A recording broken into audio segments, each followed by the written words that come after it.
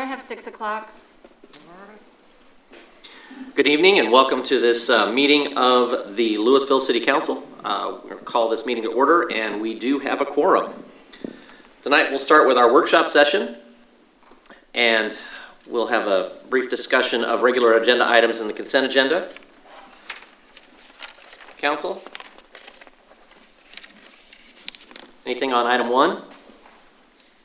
Mayor and Council, we do have a presentation by Richard Lukey when we come back to that item later. Item 2. Item 3.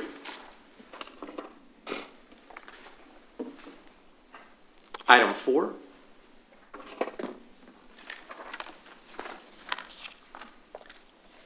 Item 5. Mayor and Council, I will be asking you to continue the public hearing to June 7th.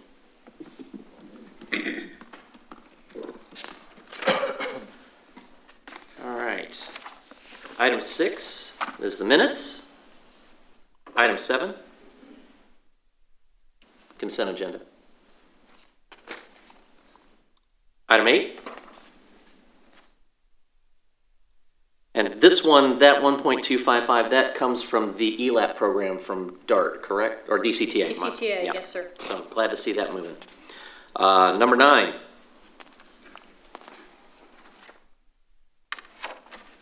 Item 10.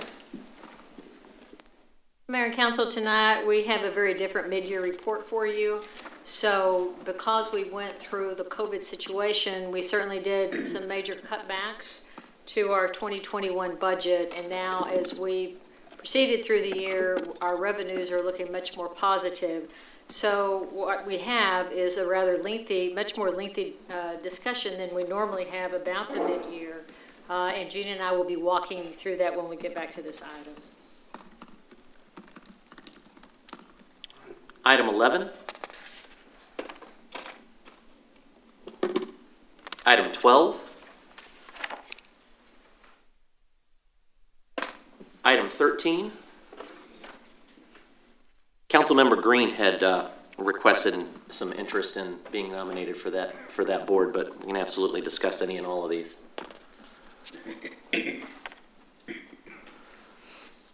Item 14. This item should also be continued to the June 7th meeting.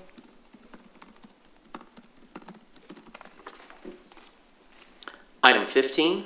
This is one of our 2 P&Z seats. Yes, sir. I've got some recommendations. Okay. Is this the time? You can put them out there now, and then we can talk about them when we get to the line item. Whichever way you want to do it. I'd like to put my 2 cents in for this one and item 7, actually item 16. I'd like to put my 2 cents in for nominating Sheila Taylor and Kenneth Scruggs.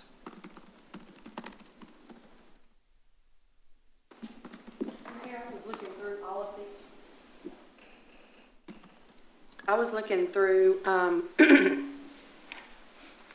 all of the applications, and very few of them actually, we do have like 3 of them that have sat on boards before, 3 or 4 of them, Sheila being one of them on terms. And having sat in that particular board meeting before, there's so many of them that haven't. It just worries me about the P&Z. It being one of our most important boards. Councilmember Kay, did you have anybody you were thinking about talking, or? I just pulled them up. I went through and rated them on those. Okay. I think if we're going to get into that detail, if you don't have names, can we hold off on getting into that kind of a conversation Yeah. for? I have actually. the line item? Sheila was one of them. Okay, Sheila was one. And I can't pronounce the gentleman. The last name. I'm sorry. I'm gonna murder it. Zongo. Gotcha. And Duff Taylor. Okay.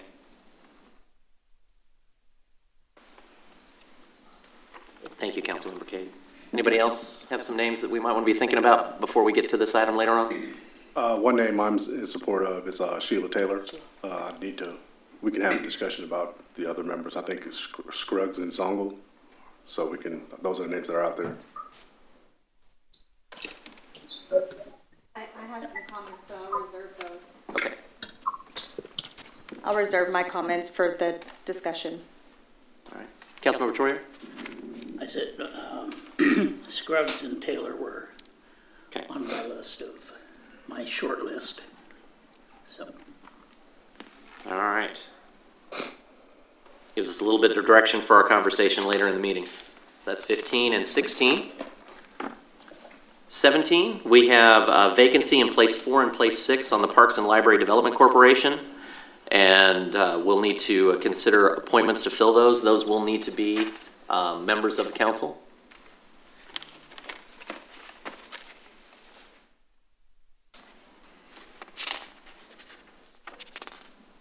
And then 18 is place number 5 on the TERS 3. That is a single vacancy, and then reappointment of the existing members to place numbers 1 and 3 when we get to that one.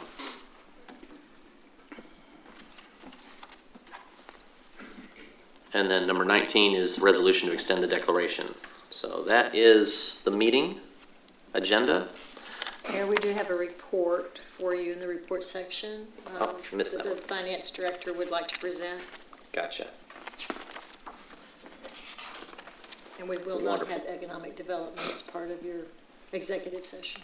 We will? We will not. Okay. Super, thank you. All right, with that, I think we're going to move to item B in the workshop session, discussion regarding Fighting Farmers Water Tower Working Group, proposal and staff options. And this is just a discussion. There's no decision to be made tonight, but it is more information about this particular project. And we have our Director of Community Relations and Tourism, Mr. James Kunke, to conduct a PowerPoint presentation. I love how they write that. That's really good. Thank you, Mayor. That actually was almost word for word how I was going to introduce myself, so I don't have to do that. Thank you, Mayor and Council, for giving me a few minutes today to talk to you about this topic, and welcome back to City Hall. We've missed having you here. So we want to come back to you with some follow-up from our February discussion with Council when we shared with you the recommendation from the Fighting Farmers Water Tower Working Group. We'll talk more about them in a couple of slides. And we got some direction from Council to come back with a couple other options of what we can do at that site to preserve the fighting farmer tradition. As a timeline, Louisville High School started in 1897. The farmer mascot started in the 20s. The fighting farmer mascot has its earliest roots in 1946. The water tower we're talking about, it made in 35, was built in 1960. It had the fighting farmer name and a logo added in about 73, and then the current logo added in around 1995. So a lot of history here. But as you also know from our previous discussion, there are some challenges as well. So, oh, look at that, it worked. So the instruction we were given from City Council was that we needed to have something at that site. Now, you might recall when we first came to you in February of 2020, the state was still saying that the interstate expansion was going to take away the tower. It was going to take enough land that the tower couldn't stand with one missing leg. That changed about a week later. So we found out that they were not going to take that land. The tower could stay in place, but we also found there were a lot of costs associated with doing that. So we put together a working group to look at the tower, look at options, and look at other similar ways of honoring the fighting farmer tradition. Here's a reminder of the working group members, and I will tell you this is a very farmer-friendly bunch. You'll see on there some Louisville High School staff and faculty, some alumni, one current student. I'm none of those. I'm a farmer dad, so I'll take a little fringe of the tradition, but it's a very farmer-friendly group, and they very seriously preserve and respect the fighting farmer tradition. They have, by the way, seen today's presentation. So we've got a couple of options, and really we have a 1A, 1B, and a 2 that we want to present to you as what's being considered, what could be out there. And 1A is what we brought to you before. This was the original recommendation from the working group, and that is to repair, restore, and repaint the tower and maintain it as it is.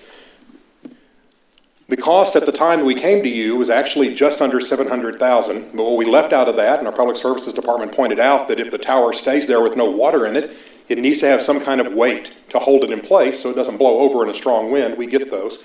So that means filling it with sand, so that's another $25,000. So it's a $722,000 hit to the budget, and it would have to be general fund because remember, this tower was taken out of the water distribution system. So no longer is it an active functioning water tower. It cannot be paid out of the utility fund. So 722, a portion of that could have been deferred, the $30,000 for the control box, but when you're talking about a $700,000 bill, $30,000 is not a huge Mr. difference. Conkey? Yes. Can we put a pause? I think we have the wrong screen on our Zoom. We have the wrong screen on our Zoom? Yes, Mr. McAllister's coming up, he'll help. Here comes the Zoom police. Here we go. Is that better? All right. I don't know what he did, but it worked really well. Perfect. Always have an IT department that knows more than you do. That's an important rule. So here's the numbers I was just talking about. 589 is repair and painting of the tower, and that's pretty well a fixed cost. We've gotten the numbers in from companies that do this. Sounds like a big number, but the really large tanks, such as the one down on 3040 and Valley, you're talking there potentially as much as $2 million to do one of those tanks. So 589 is right there where we expected. 25,000 for the sand I mentioned, 78 to replace the lighting, and 30,000 for a control box. So 722 total package. Now 1B was brought up by council at our workshop, and that is potentially maintaining the land as a city property, but working with a nonprofit and having a license agreement with a nonprofit to take over maintenance of the tower. So they would do the repairs and the painting and maintain it in perpetuity. One challenge we have is the tower is not getting any younger as it sits there. And it is aging, and some of the repairs that are needed are really pretty pressing. So the longer you wait, the riskier it becomes, the more expensive it becomes, and the last thing any of us wants is pieces of the tower to fall down onto the roadway. So a timeline needs to be put in place, and what was discussed by the working group was if there is interest in doing this nonprofit to go till the end of July and see if they can put that together and raise a substantial amount, and preferably all of the cost of that by the end of July, and then start complete the painting by February 1st of 22. Then there's option 2, and this is what's new for you this evening. And again, we shared this with the working group, and they seem very supportive of the concept. And that is to incorporate the Fighting Farmer theme and tradition into the aesthetics that we have paid to add to the 35 and Main Street reconstruction. It reduces some costs, as we're already going to pay for a good part of that, and also it lasts pretty much in perpetuity. And this is a staff's preference of the options that are available today. So the cost here, $120,000 to remove the tower, but utility fund can pay for that because removing an out-of-service tower is a product of the utility fund. Actually, a little bit of revenue from the scrap metal, and then the aesthetics package already is budgeted. That's something council approved a number of years ago. We would just make some changes to it. So there's no additional cost to put the aesthetics package on. The additional cost will come in lighting, and we'll get to that in just a moment. So here's the approach. As you're going northbound on 35, approaching Main Street, this is what the new Bridge Interchange will look like when it's completed in just a few years. You can see that the embankments on either side are a little bit taller, stretch out a little bit farther, and they're very prominent, very visible. You might recall what we did at 407 and Garden Ridge is we put some enhancements on there. This is what was approved by a previous council for that particular bridge. You'll see on the top is the northbound, and on the bottom is the southbound. And it's supposed to have an old town theme, a little bit of past and present, got a couple of trains in there, got an old car, some old buildings. There is a little bit of a water tower in the bottom right. And this is what was already approved and already budgeted to be done. Here is what we have worked with our consultant come up with as a replacement for a couple of those panels. And what you see here is the Fighting Farmer very, very prominent. And you'll see in a moment with some other renderings how large this really is. So the Fighting Farmer right there in the middle with a rendition of the tower to the left and the words Fighting Farmers in very large script on the bottom left. I will share that the little block building there, one recommendation from the committee was to find something more LHS related instead of those block buildings. So we're actually reaching out to the school district to see about getting renderings either of the high school or of Goldsmith Stadium to make that more farmer friendly. So what we would do is we would replace the inbound panel both directions. So as you are coming northbound and approaching Main Street, the first panel you would see on your right would be the Fighting Farmer. And as you're coming southbound approaching Main Street, the first panel on your right would be the Fighting Farmer. So here's the approach coming from the south.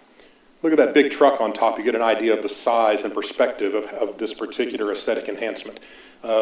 Big John would knock the truck over. That's the difference in size.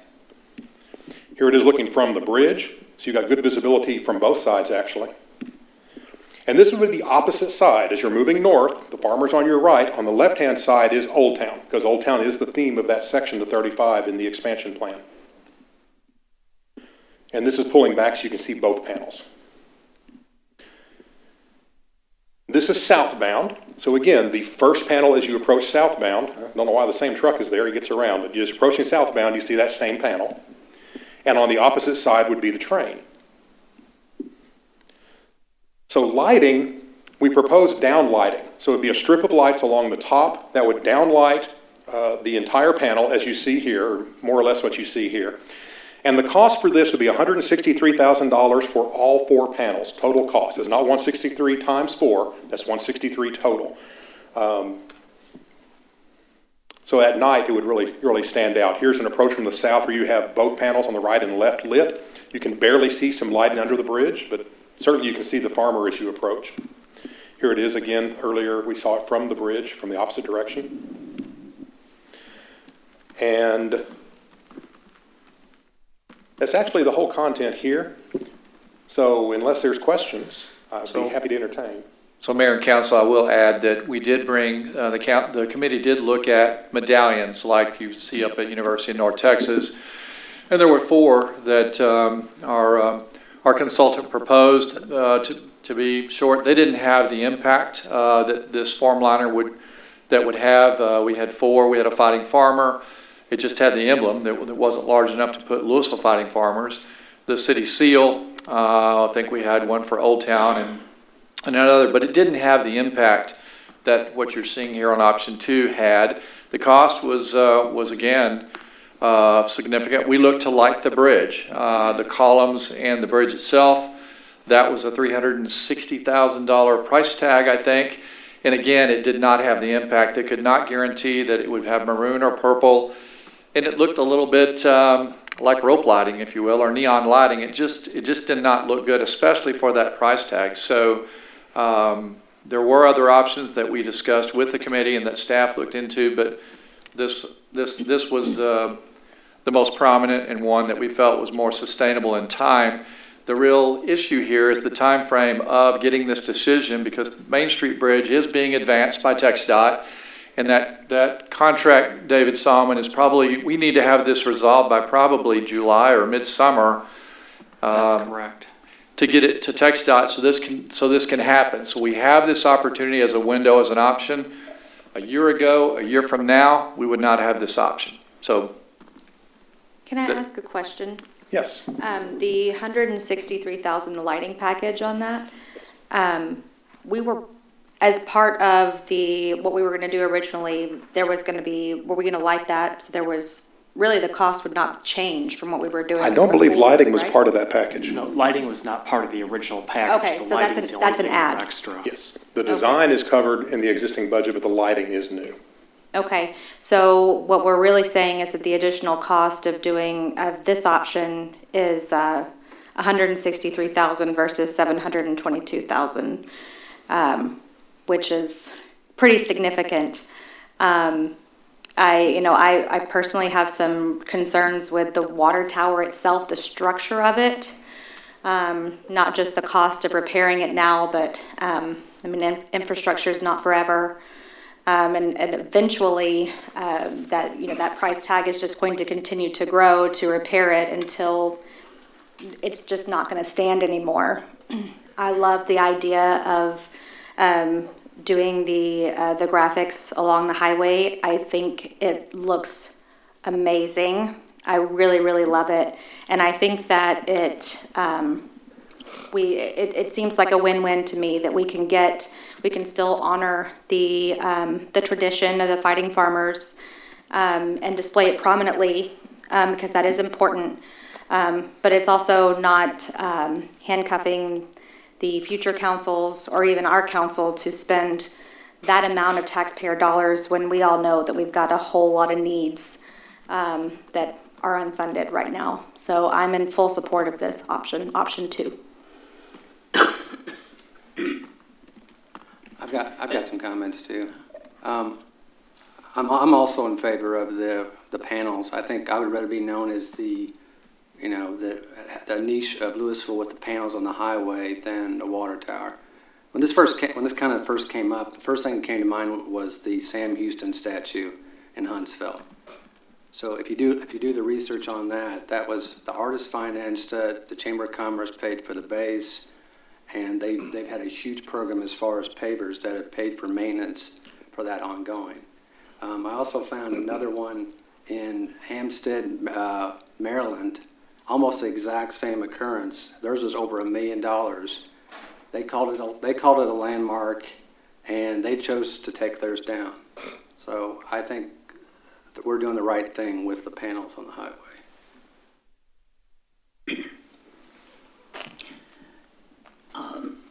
I agree.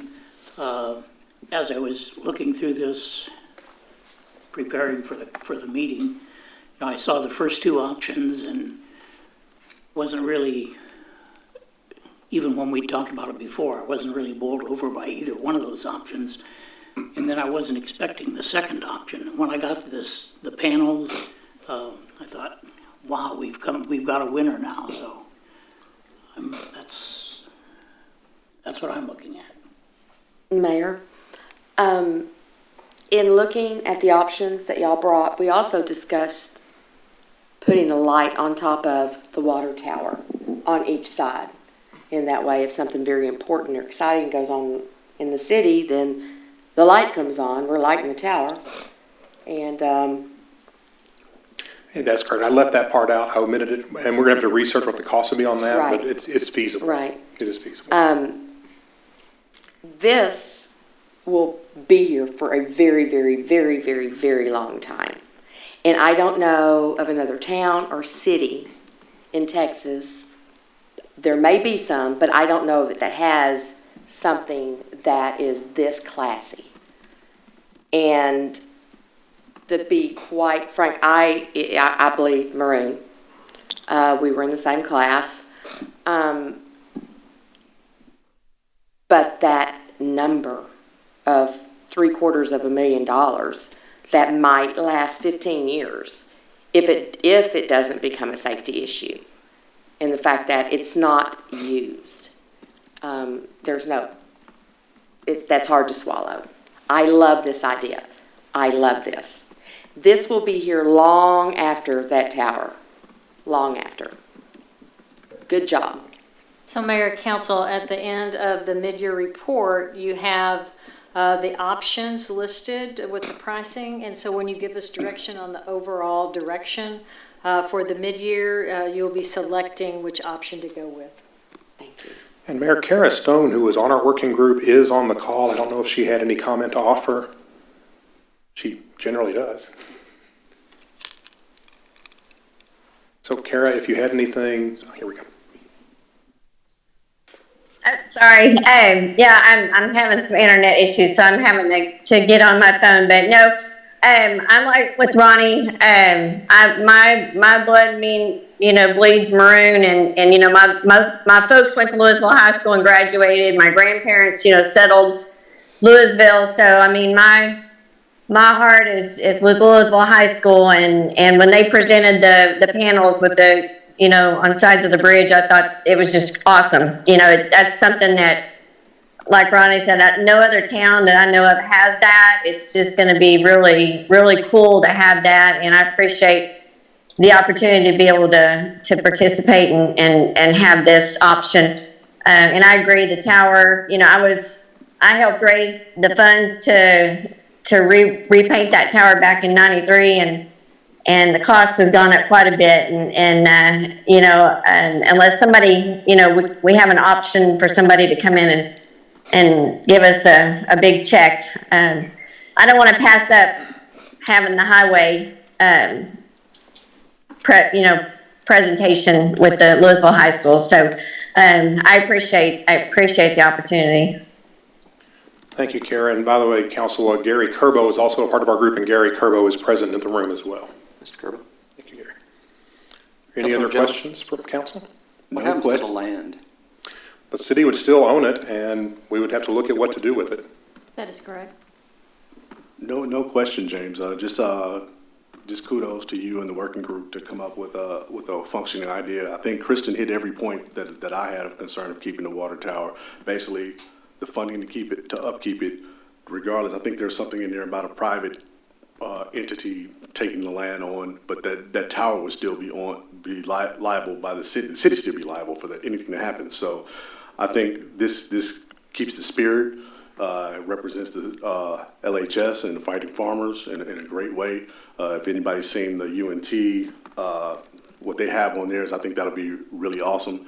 And as the accountant in me says, it's more affordable. So. Yeah. Well, I want to thank everybody. I know this is a lot of nostalgia that we're dealing with, a lot of history.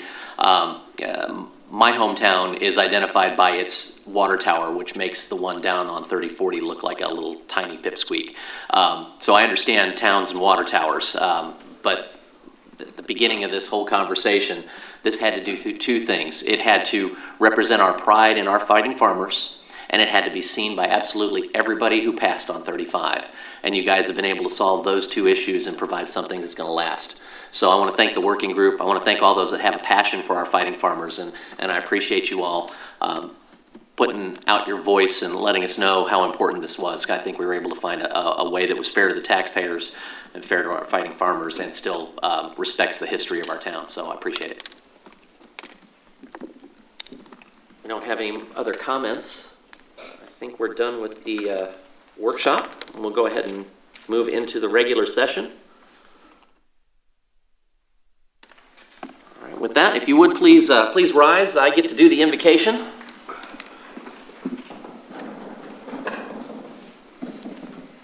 And if you all would join me in a moment of silent contemplation.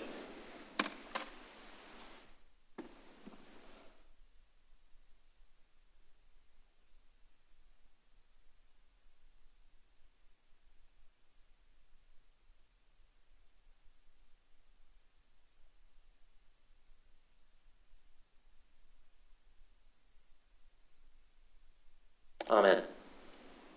Mayor Pro Tem Green, will you lead us in the pledge? Yes. Can y'all hear me? Okay. Please join me in the pledge to the American flag.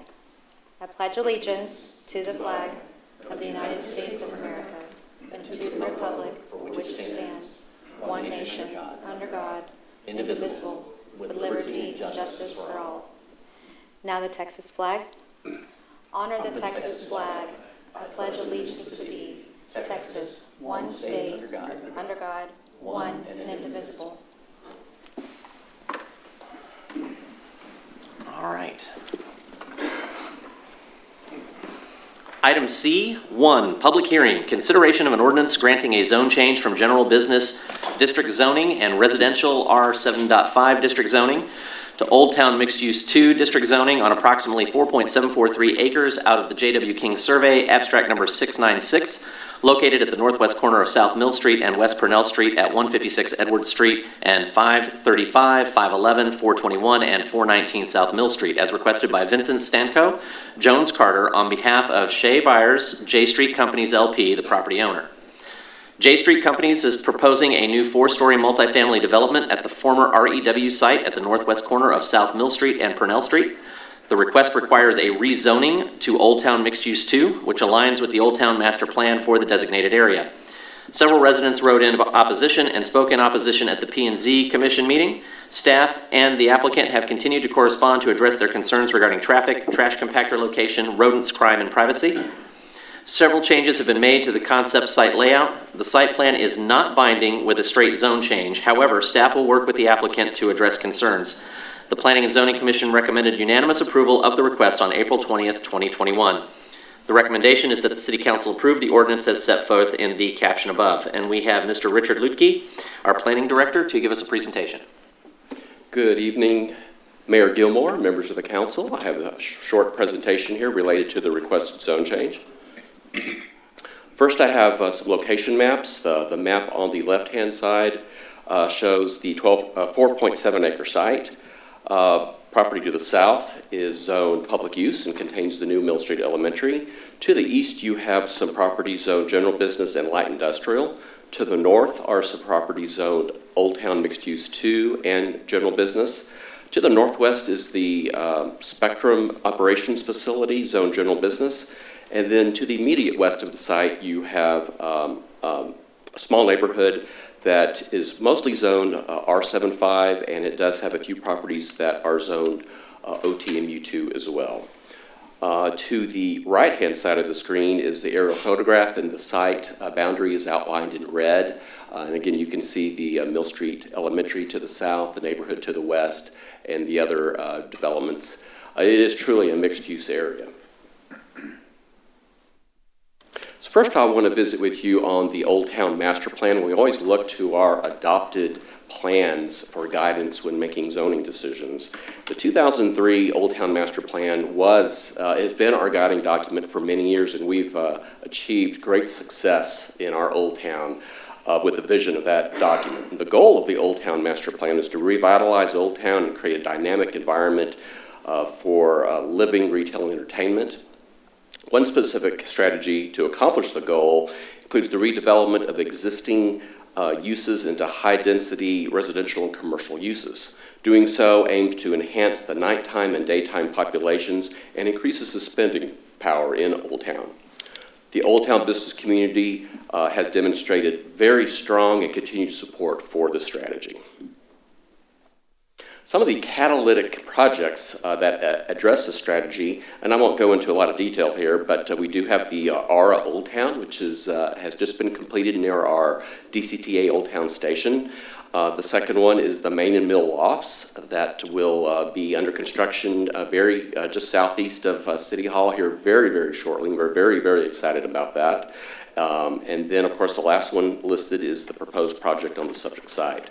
So again, these three projects are in line with the vision, the long-term vision, and will produce the energy and excitement envisioned by the Old Town Master Plan. Now, looking at the zoning, I have two maps here. The map on the left is the recommended zoning districts from the Old Town Master Plan.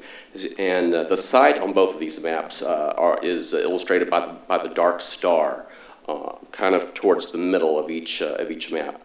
The one on the left is the proposed zoning for the area recommended by the plan. As you can see, the purple area in the middle is the Main Street Core District.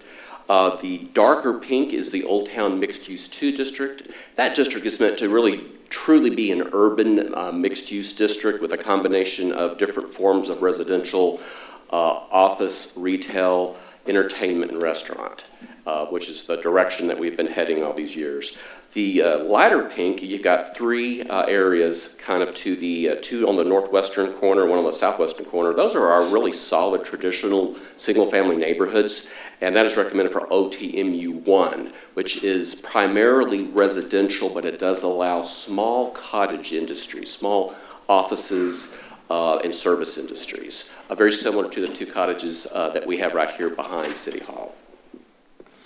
And then, of course, on the right-hand side is our current zoning map. So you can see we're not quite there as far as the vision from the plan, but we have had numerous properties rezoned over the years, particularly on the eastern side. You can see quite a bit of that darker pink, the OTMU2. That was a city-initiated zone change that is was done to encourage further development of that area. Do want to bring your attention to the note that this request is for OTMU2. That is a straight zoning district category. The plans that are included in this proposal are not binding. They are just provided for informational purposes only. Now I want to cover a little bit of this history of the site. The site for many decades was used by the Simsmore Lumber Company. They operated there until about 2000. And in that year, that is the year that Rue occupied the site and operated a wholesale drywall distribution facility. And they were there for nearly 20 years. And they started experiencing a lot of growth around 2012 when the Dallas-Fort Worth Metroplex started experiencing a lot of growth, so did they. But we always like for our businesses to be successful, but one of the negative impacts of that was increased truck traffic that impacted area businesses and school children walking to area schools. In 2018, the city entered into an ED agreement to assist RU in relocating to a larger site in Louisville. We wanted them to continue their success within the city limits of Louisville. In early 2019, staff began negotiation with J Street companies for an urban project at the site. In the fall of 19, RU did relocate to the new expanded site on Mariel Court, just southeast of Old Town. In January 21, the city entered into an ED agreement with J Street companies, and in March, J Street purchased the site. And you can see, I found a picture, it looks like it's from the 1950s of the former Sims Moore Lumber Company. And I did find an ad. I was unable to reach any of the members of the Moore family to find out exactly when that business started, but I did find an ad from 1954, so they were going strong at that point, so it could have been in the 30s or 40s. My 1929 map of the brand new US 77 did not show the lumber company there at that time. Oh, let me go one back real quick. This image shows the conceptual site plan for the project. And some items I want to point out. The star was one of the issues brought up by area residents at the P&Z meeting. The star represents the original location, and the staff has worked with the applicant, and they are relocating that to the green area, which is kind of the northwestern portion of the site. Now keep in mind, north is to the right in this image. It is not at the top. The neighborhood is to the west and is on the top side of this image. And the green is adjacent to the Spectrum operation site. The buildings are primarily along Mill Street. The idea was to push them as far away from the neighborhood as possible. It has surface parking instead of structured parking, and again, that gives more open space between the neighborhood and the four-story buildings. The red line on the western boundary represents an 8-foot screening wall proposed by the applicant. The next slide is the elevations proposed for the building, so they will be quite striking when entering Old Town from the south. And then this slide just covers some of the primary concerns that the developer addressed, the concerns from the neighborhood. Number one is the fact that extermination services will be deployed in the vacant buildings on site before demolition occurs to stop the migration of rats and mice into the adjacent neighborhoods. Number two is the 8-foot masonry wall that I mentioned earlier along the western boundary that will provide improved privacy and security within the adjacent neighborhood. Number three, the proposed trash compactor will be relocated to the northwestern corner. To accommodate that, a new underground drainage box culvert will be realigned to accommodate the new trash compactor location. And then number four is a traffic impact analysis will be conducted as part of the Old Town development plan, site plan process. That will look at vehicular and pedestrian issues at that intersection. I also want to bring up the fact that staff had many conversations with LISD staff in their planning for the new Mill Street Elementary. All of their campuses go through a very rigorous analysis of traffic patterns and surrounding uses, and the fact that the city for 20 years now has been moving into a more walkable urban environment really led them to that site because they really wanted the school to be in a walkable environment. And I think they were also aware of the effort to relocate RU because they were concerned about the trucks. One surprising note I would like to point out too there at the bottom, some of our residents did explain that a lot of the neighbors only speak Spanish and were unable to read the public hearing notices. So staff immediately are in the process of revising our zoning public hearing notices to include information in Spanish. So that is in the works right now, and we really do want to thank the area residents in the area of this proposal for their input, because it really has truly made for a much better project. So in summary, the Planning and Zoning Commission recommended unanimous approval of the zone change on April 20th. The Old Town Design Review Committee unanimously approved the exterior elevations of the building on April 26th. Staff recommends approval of the requested zone change based upon number one, the compliance of the Old Town Master Plan and Development Strategy. Number two, the developer's site modifications to minimize the impact of the development on the adjacent neighborhoods. Number three, the strong support exhibited by the Old Town business community. And number four, the possibility of a hotel or any other commercial building of similar height and scale that could be built at this site under the current zoning. I did a little further analysis today and determined that a building up to 12 stories could be built along Mill Street at this site under the current zoning without any public hearing. So with that, that does conclude my presentation. I'd be glad to answer any questions. If there are no questions, I believe the applicant may be on Zoom. Thank you. City Secretary, do we have any cards or hands? No, we do not have any hands raised or any cards, and the applicant is on Zoom, but they haven't raised their hand to speak. Council, do we have any questions? I do. This is for strictly the zoning change. This is not for the project. That is correct. Okay. It does need to be changed out of general business. I'm sorry? That would be a nightmare if something like that happened to Old Town and MU2. But I was on the 2025. We did mention all that. I'm not necessarily for 2 4-story apartments there, but that is not what this is about. If there are no other comments, I'll entertain a motion. Well, I have comments. Take the comments. Okay, I thought we were just doing questions right now, but we'll have comments. So I just wanted to say, yes, just to clarify, this is just for zoning. So the buildings themselves, although the zoning in which we're changing this to allows up to how many stories? The OTMU district has a limit of 75 feet. Okay, and this is? And the proposal before us is 4 stories, which I believe is right around probably 55 to 60 feet. Okay, so it could go up 1 more story, in theory. In theory, yes. Okay. I think about, back to the last comment that you made, Richard, about what could go there right now with the 12 stories. Rezoning it to OTMU is definitely a huge step in the right direction. But I also, I actually don't have much of an issue with what's proposed there right now when I think about the fact that this is Mill Street. What is appropriate? What is an appropriate use to go there? And even though it may not be exactly this project, I think it's probably going to be something fairly similar.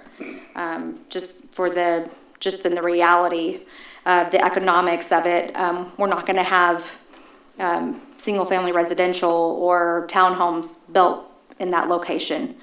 So I'm definitely in support of the zone change. I'm actually in support of the project itself. I think the Old Town business owners need this density, and they've been waiting for it and hanging on for it for a real long time. So I think this is a huge step in the right direction. Other questions or comments?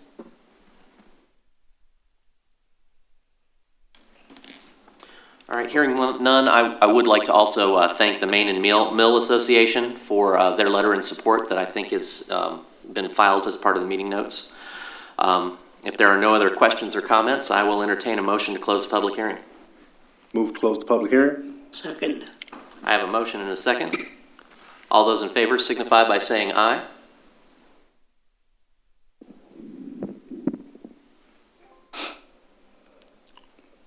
We are in the voting thing now, aren't we? There we go. So, and I have no noes and no abstentions, so it has passed. All right, next I need a motion to approve. Now that we've closed the public hearing. Okay. Never mind, I'm with you. Took me a second. Move to approve. Thank you, Councilman. Second. I have a motion and a second. City Attorney?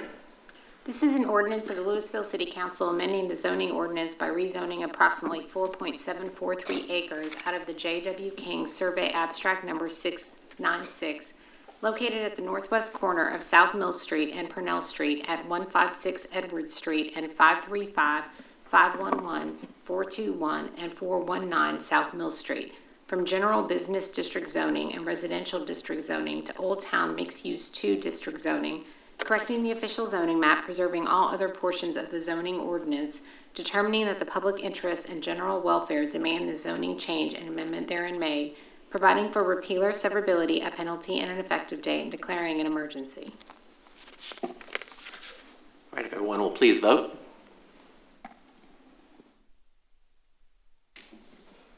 Motion passes, 5 yeas.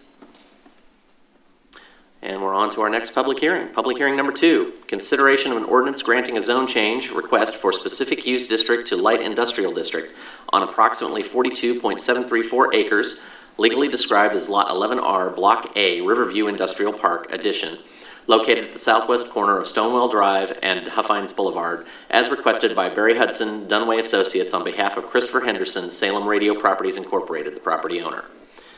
Salem Media owns and operates 4 communication towers on the southwest corner of Stonewall Drive and Huffines Boulevard. The applicant proposes to dismantle these 4 towers, build 2 new towers on the eastern portion of their property, and construct 2 distribution warehouses on the western portion of the site. The site is currently zoned specific use, which was once required for communication towers. The proposed zoning of light industrial will allow the distribution warehouse development to move forward, and approval of a special use permit will allow construction of the 2 proposed new towers. The Planning and Zoning Commission recommended unanimous 6-0 approval on April 20th, 2021. Recommendation is that the City Council approve the ordinance as set forth in the caption above, and Mr. Richard Lutke is available for questions.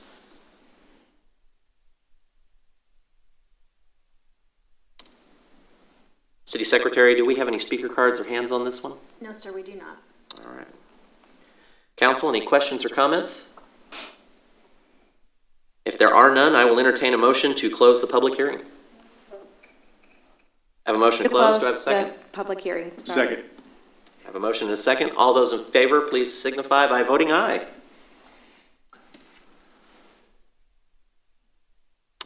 Motion passes 5-0.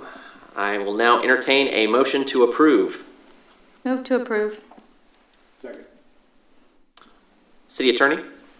This is an ordinance of the Louisville City Council amending the zoning ordinance by rezoning approximately 42.734 acres, legally described as Lot 11R, Block A, Riverview Industrial Park Addition, located at the southwest corner of Stonewall Drive and Huffines Boulevard, from special use district zoning to light industrial district zoning, correcting the official zoning map, preserving all other portions of the zoning ordinance, determining that the public interest and general welfare demand the zoning change and amendment therein made, providing for repeal or severability, a penalty, and an effective date, and declaring an emergency. If council would please vote. Motion passes 5-0. Public hearing number 3, consideration of an ordinance granting a special use permit for 2 communications towers on approximately 42.734 acres, legally described as Lot 11R, Block A, Riverview Industrial Park Addition, located at the southwest corner of Stonewall Drive and Huffines Boulevard, zone specific use district with a proposed zoning of light industrial district as requested by Barry Hudson, Dunaway Associates, on behalf of Christopher Henderson, Salem Radio Properties Incorporated, the property owner. Salem Media is proposing to dismantle 4 existing communication towers to facilitate warehouse distribution development on the site. Special use permit approval is required to construct 2 new towers on the eastern portion of the site to replace the existing 4 towers. The Planning and Zoning Commission recommended unanimous 6-0 approval on April 20th, 2021. The recommendation is that the City Council approve the ordinance as set forth in the caption above. Richard Lutke is available for questions. City Secretary, do we have any speaker cards or hands? No, sir, we do not. Thank you. There are no questions or comments. I can entertain a motion to close the public hearing. Move to close the public hearing. Second. I have a motion and a second. If council would please vote. Motion passes 5-0. I'll entertain a motion to approve. Move to approve. Second. I have a motion to approve and a second. City Attorney?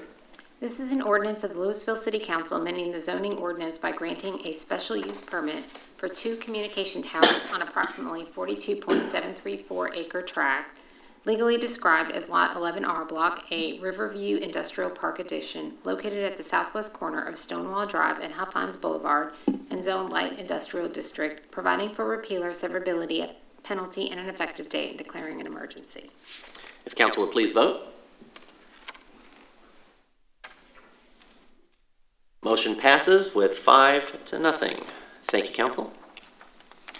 Public hearing number 4. Consider an ordinance granting a special use permit for an auto display sales outdoor and repair facility, being an amendment to the original special use permit approved on April 17, 2017, and 5 associated alternative standards regarding driveway spacing, landscaping, and building materials on approximately 8.7246 acres approximately.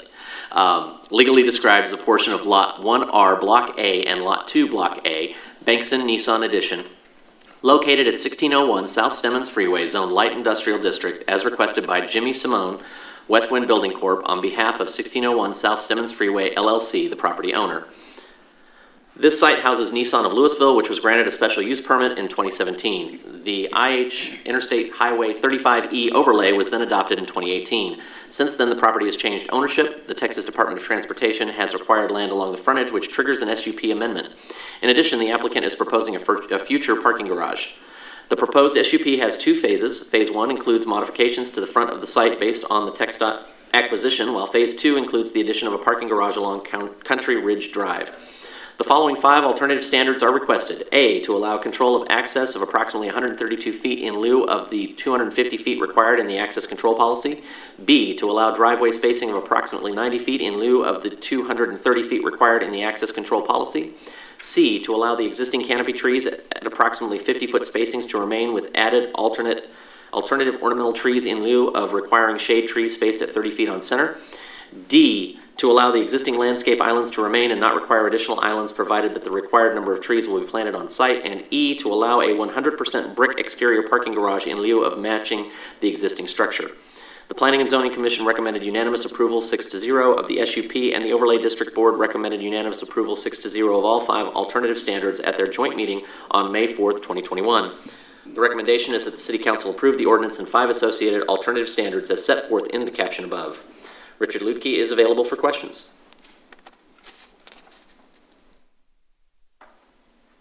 City Secretary, do we have any speaker cards or hands raised? No, sir, we do not. All right. Move to close the public hearing. I have a motion to close. And a second. City Council, if you please vote.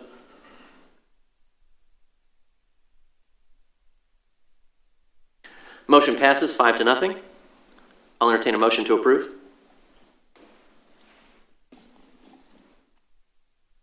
Move to approve. Second. I have a motion and a second. City Attorney?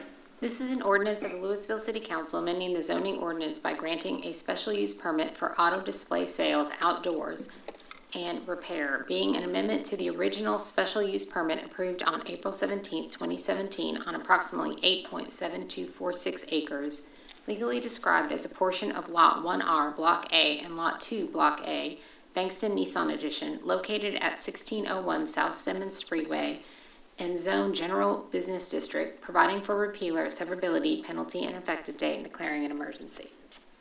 If the council would please vote.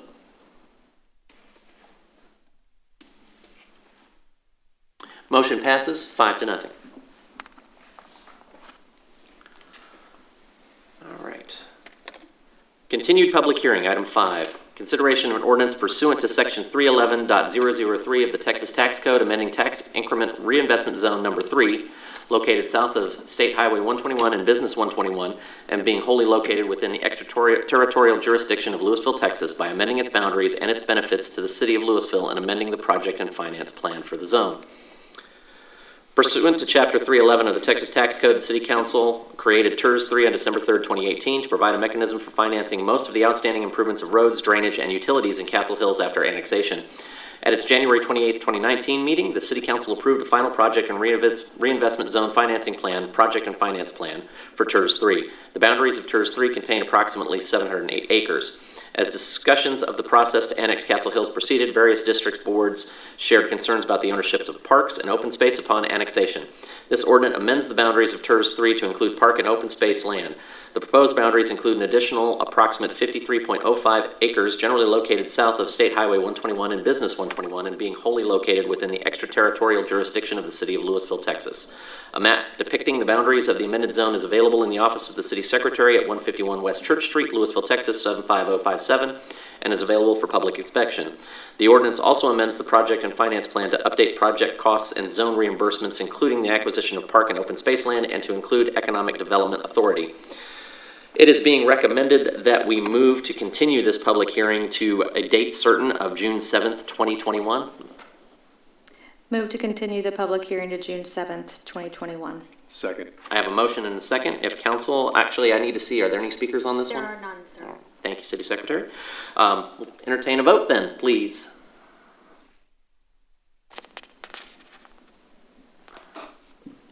Motion passes to continue the public hearing to June 7th, 2021, 5-0. Thank you. Item D, Visitor Citizens Forum. At this time, any person with business before the council not scheduled on the agenda may speak to the council. No formal action can be taken on these items at this meeting. Anybody wanting to speak remotely may join us through Zoom. They can use the webinar ID that's in the public forum there. You must address your comments to the mayor rather than to the individual council members or staff. Speakers should speak clearly and state their name and address prior to beginning their remarks. Speakers will be allowed 5 minutes for testimony. Speakers making personal, impertinent, profane, or slanderous remarks may be removed from the meeting. Unauthorized remarks from the audience, stamping of feet, whistles, yells, clapping, and similar demonstrations will not be permitted. Speakers attending the meeting remotely are asked to email their contact information for the record to citysecretary@cityoflouisville.com.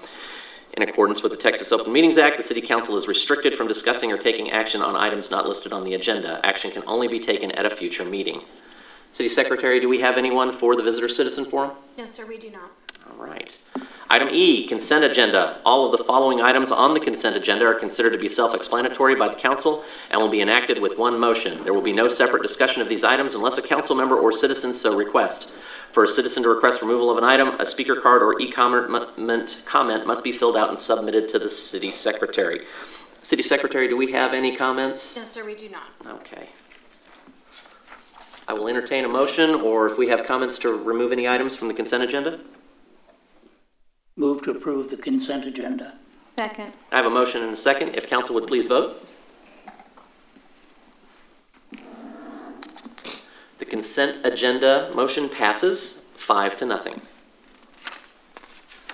Now I have to move all the way past that. We are to item F, regular hearing. Consideration of mid-year report and direction to implement program changes as discussed. Staff will present revenue and expenditure status for the fiscal year 2020-2021 budget. In addition, several personnel and program changes will be discussed for council consideration. Specifically, direction is requested regarding changes to ongoing expenditures, such as additional positions, that are budgeted based on the availability of ongoing operating revenue sources and one-time costs that can be covered through operating revenue or through fund balance reserves, such as a capital improvement. The recommendation is that the City Council approve the mid-year budget report and provide direction regarding proposed personnel and program changes. We will be receiving a presentation by our City Manager, Donna Barron, as well as our Director of Strategic Services, Ms. Gina McGrath. Now, Mayor and Council, as I stated earlier, this will probably be the most unique mid-year report you ever receive.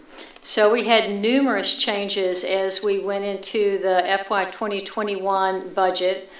We had a little information available about what our future might look like as far as revenues from property tax to sales tax. So because we're Louisville, we were extremely conservative.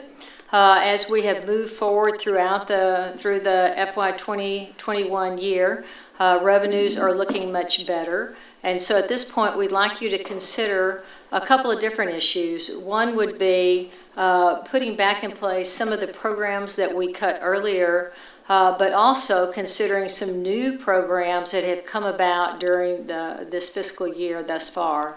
So Gina's going to start, and she's going to go over your revenues. I'm going to come around because I can't stand to sit up here and talk with you without seeing your faces. So I'm going to walk down and sit down there and talk to you about the programs.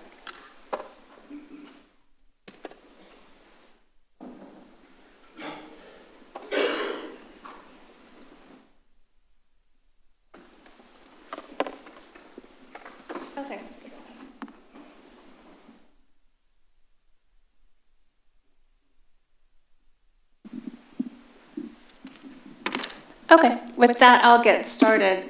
One of the first slides that we have is the revenue outlook slide.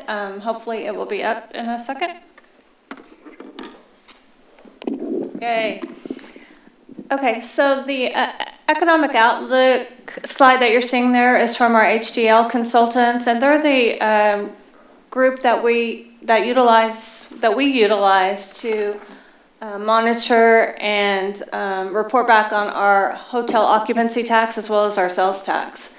Basically, what the slide says is that even though we've had to deal with COVID as well as the winter weather event that have both had major impacts on the economy, Texas as a whole remains focused on resiliency, recovery, and rebounding. So the economic outlook for Texas is very good. We're positioned to outperform national averages. We are expected to benefit from the rising vaccination rates as well as the additional federal stimulus funding that we're seeing nationwide as well as here in Texas. We're hoping to see the stabilization of the oil and gas production, and we're also seeing an increase in infrastructure investment around the state. And as you know, here in Louisville, we tend to do better than the Texas average does as well. So the revenue outlook for us here in Louisville is looking very positive right now. I wanted to start on revenue looking at where we originally budgeted the general fund revenue. The total was $93.4 million. And for those of you who have been on the council for a little while, you know that we normally try to stay within a one-third, one-third, one-third kind of rule on our property sales and other. This year was a unique year in that we did not do that. We actually budgeted 41% property tax, 29% sales tax, and 30% other sources of revenue. We did that intentionally because sales tax is volatile, and in an economic uncertainty, we did not want to put as much revenue into sales tax, and so that, by definition, increases your property tax percentage. This next slide shows where we are today, where we're projecting to be by the end of the year. Property tax is actually now estimated at $37.3 million, which would be 38%. Sales tax at 32.4, and then other at 29. So we are closer to that one-third, one-third, one-third that we have normally tried to do.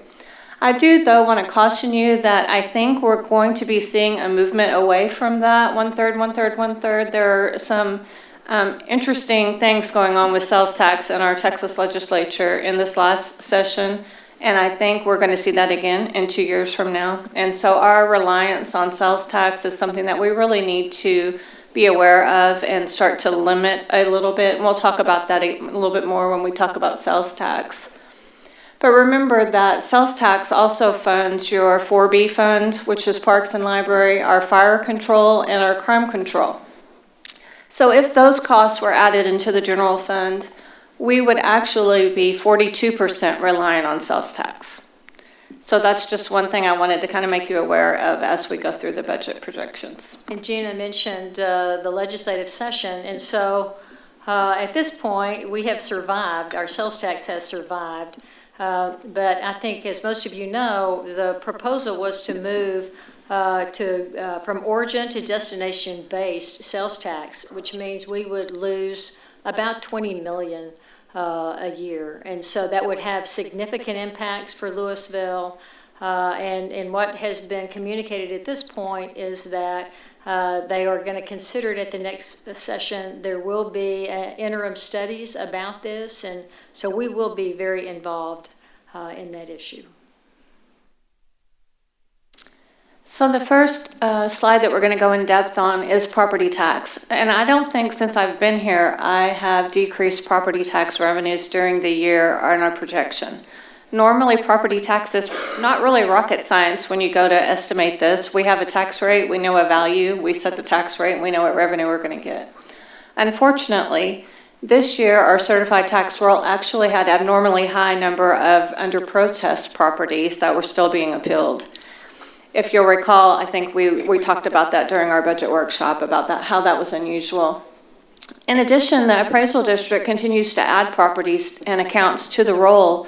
As late as April, they added $1.4 million. When they add those properties to the roll, that means that's when the bills will actually go out to those property owners, and then they'll have time to actually pay those bills. So as of April, there were still not bills sent out on some of these accounts. And according to Denton County, we are not alone in this. We're not unusual with Louisville. It looked like between 95 and 97% was the average collection of all of the Denton County cities. We are at 96.7% at the time I wrote this. So we've gotten a little bit higher since then, but still around 97%. And then there may be a number of non-payment due to COVID, and we really just don't know that yet. We're looking at it. Sacco and Burroughs, who is our delinquent account firm, is also going to be researching it to see how many of those we really have. So it may just simply be a timing issue, but because we're conservative when we budget, because we base expenditures on these revenues, we want to make sure that we don't account for them if we don't actually see them at this point. So we're seeing a decrease, and that really is just a 2% increase, but it is $873,000. So now to make up for that horrible news, sales tax is actually projected to increase 18%, which is a $4.9 million increase. We budgeted that originally, as I talked about, to try and be conservative with the economic uncertainty. We budgeted at $27.5 million. We now think we'll end the year conservatively at $32.4 million. And as you know, whatever we project right now is what we use in next year's budget. So it's super important that we understand what we're budgeting here, because we'll use that again for our upcoming budget process. The $32.4 million that we're projecting is actually the amount that we received last fiscal year. We're above where we were this time last fiscal year by about 13%. And so if we wanted to be a little more daring, we probably could be on sales tax. However, as Ms. Barron just explained, and our hesitancy to become too reliant on sales tax, we don't want to push the sales tax issue this fiscal year or even next fiscal year. We do have the legislative changes that are looming. But in addition, we do know that we have one large taxpayer who will be moving out of the city limits, who is in the process of moving out of the city limits, and is a over $1 million contributor to sales tax. So that's a large impact that we know is coming. So we still want to be as conservative as we can with sales tax. This one, I know you probably cannot read unless you have your computer in front of you and you can zoom a little bit. I only wanted to include it. It was also from HDL companies. They gave us this forecast back in March on sales tax. What it shows is that every sector that they track is up, projected to be up for the 2 quarters remaining this fiscal year, as well as the first 2 next fiscal year, except for utilities and other service providers. It's the only one that was projected down, and it's only projected down for the 2nd quarter of this year and the 3rd quarter. And then going into next year, it's projected to be up as well. So even throughout the state, they think sales tax is going to be up, and it's a pretty safe bet to budget where we currently have our sales tax. So then I wanted to talk a little about some of the other revenue variances that you'll see in the general fund. These are not as dramatic as your property and sales tax are.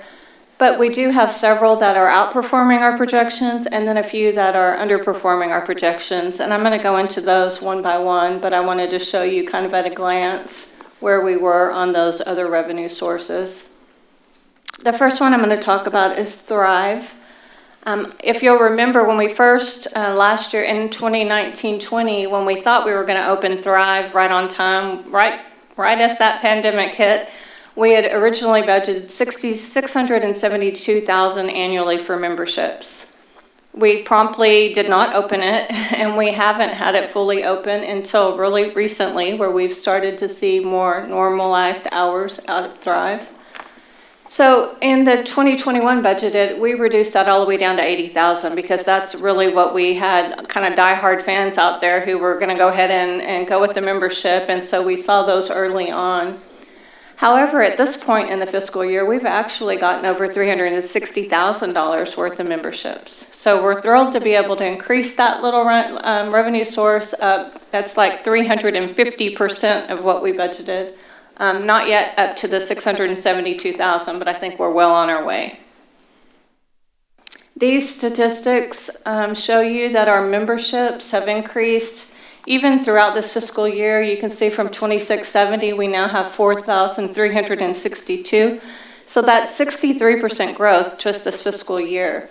Our daily passes are up, our average daily visits are up, and then our program participants are up as well. So everything is going really well, and Stacy even provided us one statistic I thought we definitely had to mention was that on May 4th, over 803 people came through the facility that day. So I think all of those are great stats to keep in mind when we're talking about Thrive and how the community is really embracing that. Then I wanted to talk a little bit about the landfill host fees. 4 years ago, we had over $3 million in revenue related to these host fees. The last few years have seen some change in our host fees. I'll start with the waste management host fee. That's the second one on your list there. We are increasing that revenue projection to $826,000 for this year. But please keep in mind that 3 years ago, we were getting $1.8 million from this revenue source. They've started the closing process of closing that landfill, and it takes several years to get there. But as they do that, they start reducing the amount of tonnage that they accept into the landfill. So we started with 1.8, we went down to 1.2, we went down to 600,000 in this year's budget for what we were projecting, and next year's budget will be 0 that we're projecting. This year with the 600,000, they actually have accepted a little bit more than what we thought they were going to accept, and so we were able to increase that projection up to 892,000.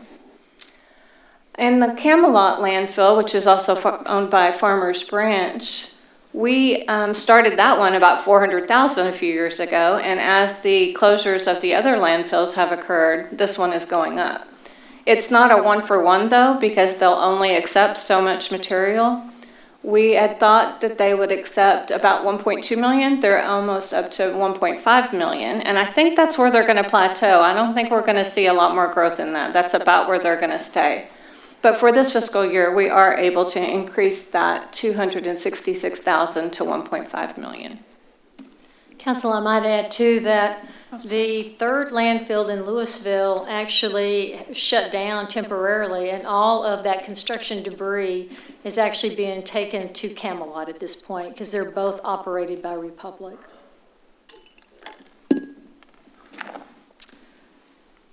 The next slide has to do with the changes we've seen in our infrastructure and all of the people that are out there doing home improvements right now. As soon as the pandemic hit, I think we didn't really see a lull in that. People were at home more and they decided they wanted to spruce things up while they were there.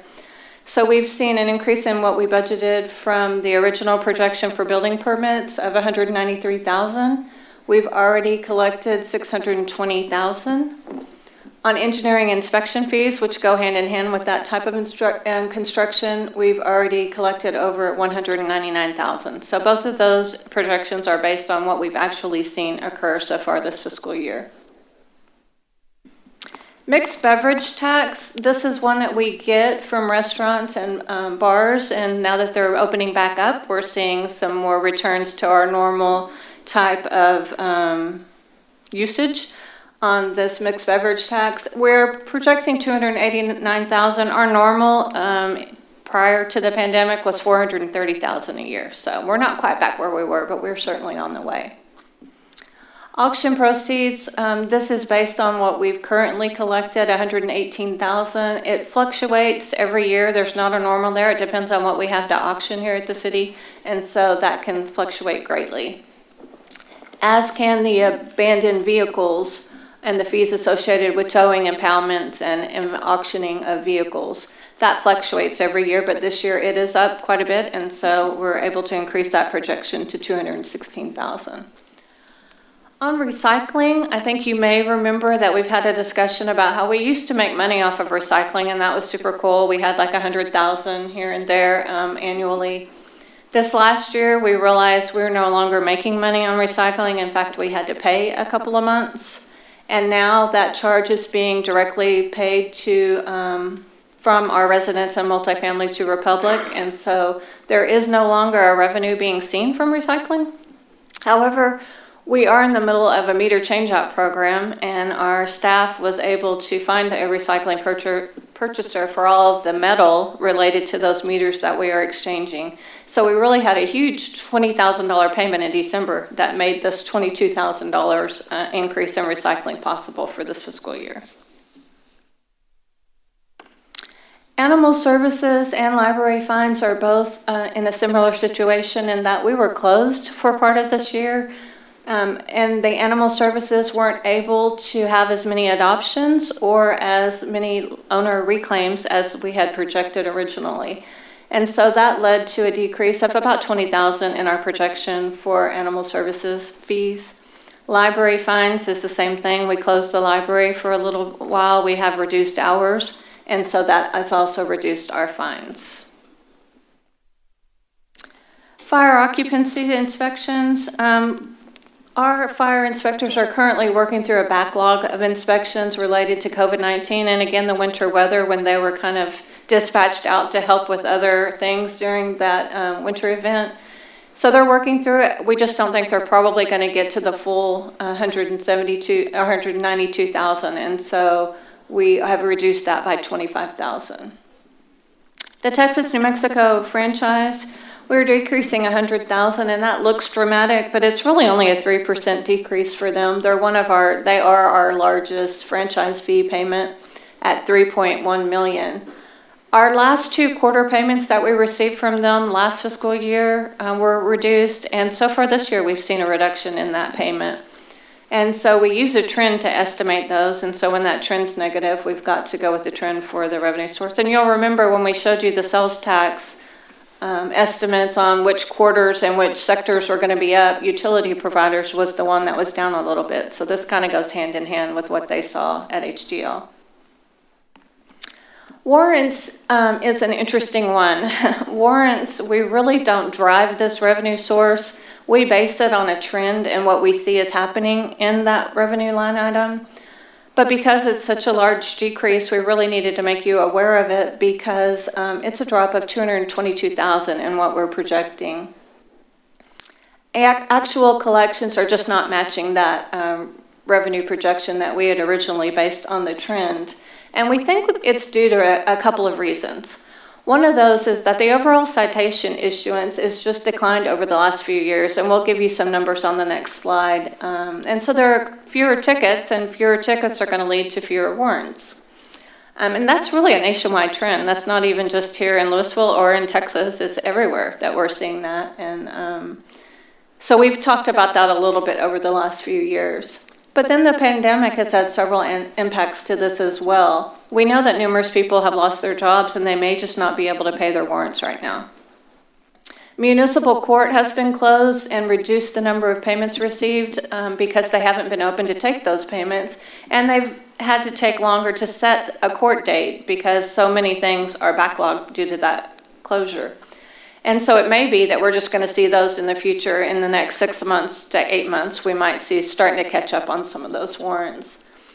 And then also the pandemic affected the warrant officer ability to go out and do face-to-face contact with people that they're trying to get to pay their warrants. And they've been able to contact them on the phone, but we don't know that that's maybe as effective as going out in person. Now they're able to do that again and are doing that again, so we may see a slight increase, we're hoping. But again, we don't drive it, we just kind of wait and see how that trend develops. So this chart just shows you the citations issued. You can see back in 2016-17, there were 20,812 citations issued. And that's gone down to 20,800. Well, that one actually went up in 18. Then you went down 19,277, then down to 15,000. And through the end of April, we were at 9,738. And so you can just kind of see that that follows the trend that we were seeing on our revenue side. So that was it for the general fund. I did want to talk about a few of the other funds. And as you know, we have 30 operating funds, so I'm not going to go in depth on all 30 of those as we did on the general fund. We have over $177 million in operating funds, so we're going to kind of hit the highlights and go on.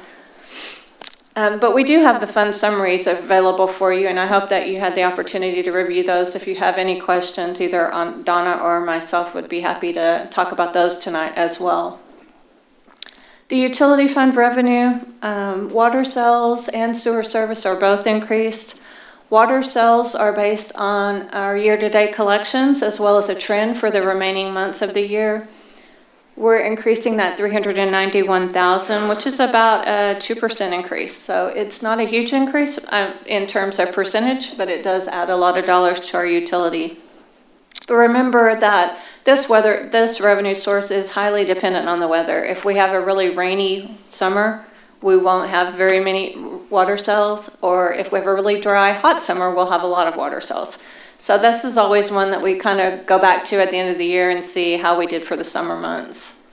Sewer services is up $178,000, and this is 1.4%. There's really not a huge reason. There's not a lot more demand for sewer service, but we do have a few more accounts added to our utility billing system. We've had a 1% increase in the number of accounts, and so that leads to that 1.4% in your actual revenue. Water and sewer capital recovery fees are both based on what we've already collected so far this year, and we know that this goes hand in hand with the recovery that we're seeing in our building permits and engineering inspection fees and everything development related right now. The health insurance trust fund, this is an unusual reduction that we see in revenue. We base our health fund projections for revenue based on the number of employees we think we're going to have during the budget year. We thought we were going to have 830, and then we offered a retirement option that several people liked, and we ended up reducing our staff by 15 positions. When we did that, we actually budget $14,344 per position. And so when you reduce 15 positions, you end up with a reduction of $215,000 in revenue. So that's why you're seeing that reduction. By the end of the year, I think we'll have to see if our expenditures are also reduced or if we're going to talk to you about having to dip into fund balance. But either way, we'll come back and talk with you about that at the end of the year, before the end of the fiscal year. On the risk fund side, we did a $1 million unbudgeted transfer into this fund from our COVID-19 response funds. If you'll remember, we talked with you about moving $1 million into this fund to allocate for reserves related to COVID-19 liability. These can be a long-term effect on your risk fund, and we just want to make sure that we're covered, and then we have funds covered for our employees who may need that long-term.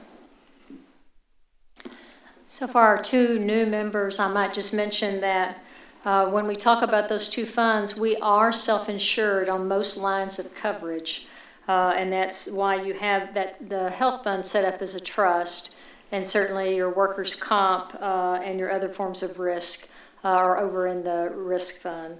So we will spend more time with you later on those two subjects, but I just wanted to point that out. I will mention too that in the risk fund, there are still some costs that from the winter weather event, we had a lot of repair that were required, and we do have most of that covered through TML, our insurance provider on buildings and facilities. However, there are still some that we're going back and forth on, so we'll probably have some adjustments in this fund prior to the end of the year as well, once we get that all straightened out. The maintenance and replacement fund, this is where we receive revenue from our other operating funds for the replacement and repair of primarily vehicles and large equipment. We're reducing that revenue estimate by $125,000. This is strictly an accounting entry. We budgeted a purchase out of the maintenance or replacement fund through a transfer from the general fund, which we ended up just making from the general fund and not needing to do that transfer. So we have to reduce the revenue related to that transfer. It's all just an accounting entry. On the recreation fund, we didn't reduce revenues or expenditures in that fund. However, it's really a one-to-one relationship. When you have a class, you usually have an instructor cost related to that class, but you have the revenue that comes in as well. So if you don't have the class, you don't have the revenue. And so this is strictly a fund that we use that is supposed to be a break even. Eventually, we hope we may make a little bit of money off of some of these so that we can start offering a scholarship program or something like that in the future. But right now, it's based on a 1-to-1. So both are down, and we'll see by the end of the year if we're able to make up some of that ground, if people start wanting to participate more and start making some of those classes.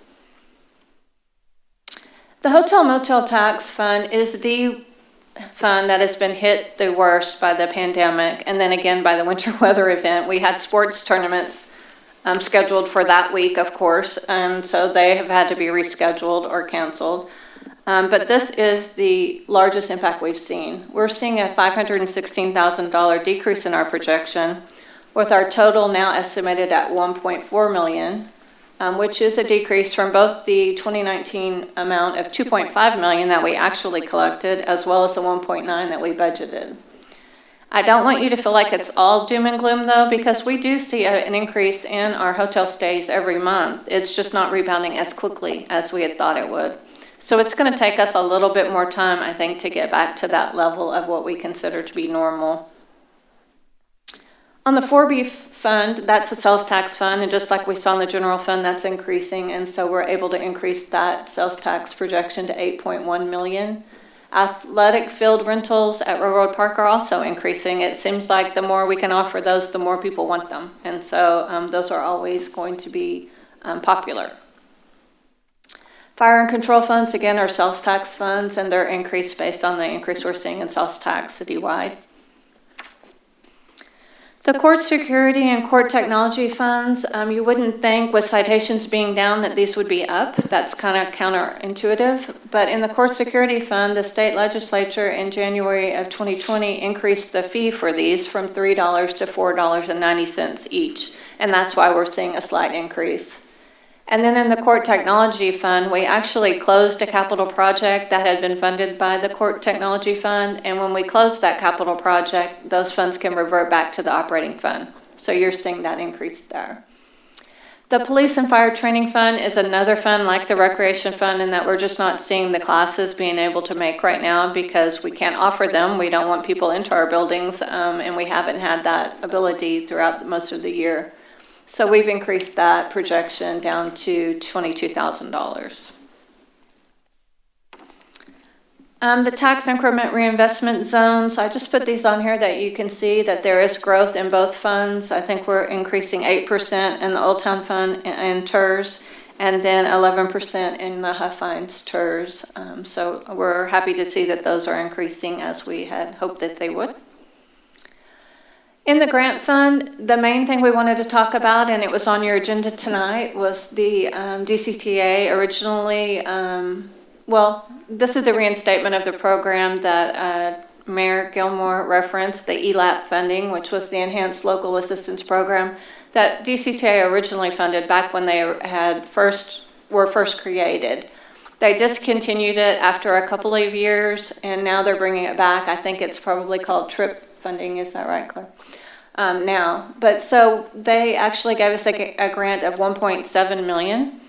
If you'll remember tonight's agenda item, it was only $1.2 million that we need for this grant. And so what will happen is we've got the additional money here that if cost overages occur or if change orders are needed, we'll be able to utilize that. And then if we don't spend it on Valley Ridge, the remaining balance will go back to DCTA.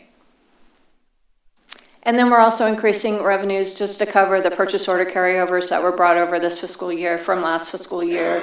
Once we spend those funds, the reimbursements can be made, and so you'll see those coming in as revenue.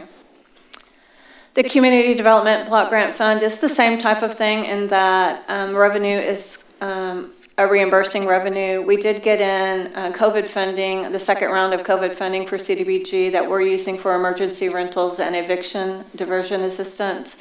So we're adding that to the revenue that we're seeing. You'll see it added to expenditures. And again, the rest of that increase needed will be for carryovers from the prior fiscal year. So that is really the revenue picture that I have for you tonight. Do you have any questions or comments or concerns about any of the revenue we've discussed? Gina, to be clear, that money that goes back to DCTA still stays in a fund that we can use for additional rails and trails types of projects. So we will reapply for it. So Yay. Perfect. Okay, with that, then we'll go on to the expenditure side of our presentation. The first thing I wanted to talk about was salary savings.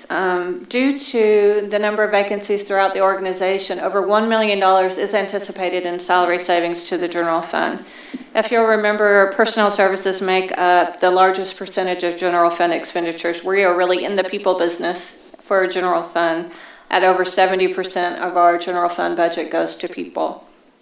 So you'll see the savings in salaries. Related to that, you're going to see a slight increase in overtime. When you have as many vacancies as we have, we've got to have people to cover those jobs, and so we see an increase in overtime. It's an 18% increase in overtime. Some of that is due to the number of vacancies primarily, but it's also due to the winter weather event that we've alluded to a couple of times. Over $72,000 is overtime is related to that winter weather event in the general fund. $92,000 overall for all funds. It would be even higher if we included all of the COVID-19 overtime related to responding to COVID-19. We have other sources of funds to pay for those, including the COVID-19 response funds that we've talked about as a council that you've agreed to set aside $500,000 for. We've actually spent about $250,000 in overtime related to that. And then we also have about $110,000 is what we think we're going to get back in FEMA reimbursements related to COVID as well. So overtime has really been hard. Our staff have really been going through the ringer this year on new assignments and additional assignments throughout the year. So Mayor and Council, you can just go to the next one. So because the council has always taken care of our existing employees, one of the first things we did as we saw revenues coming in stronger than anticipated was to give a market adjustment to our staff. And so what we did, we moved all of our pay plans 3%. And so I'm going to talk about some pay plan issues as we go through this presentation. So when you think about the city pay plans, we have really two different types. So we have, on the general government side, we have broad ranges, and employees move through those ranges by merit increases. On the public safety side, we have step pay plans, 7 steps in fire and police, and then the upper ranks have fewer steps, and they move through those by anniversary date.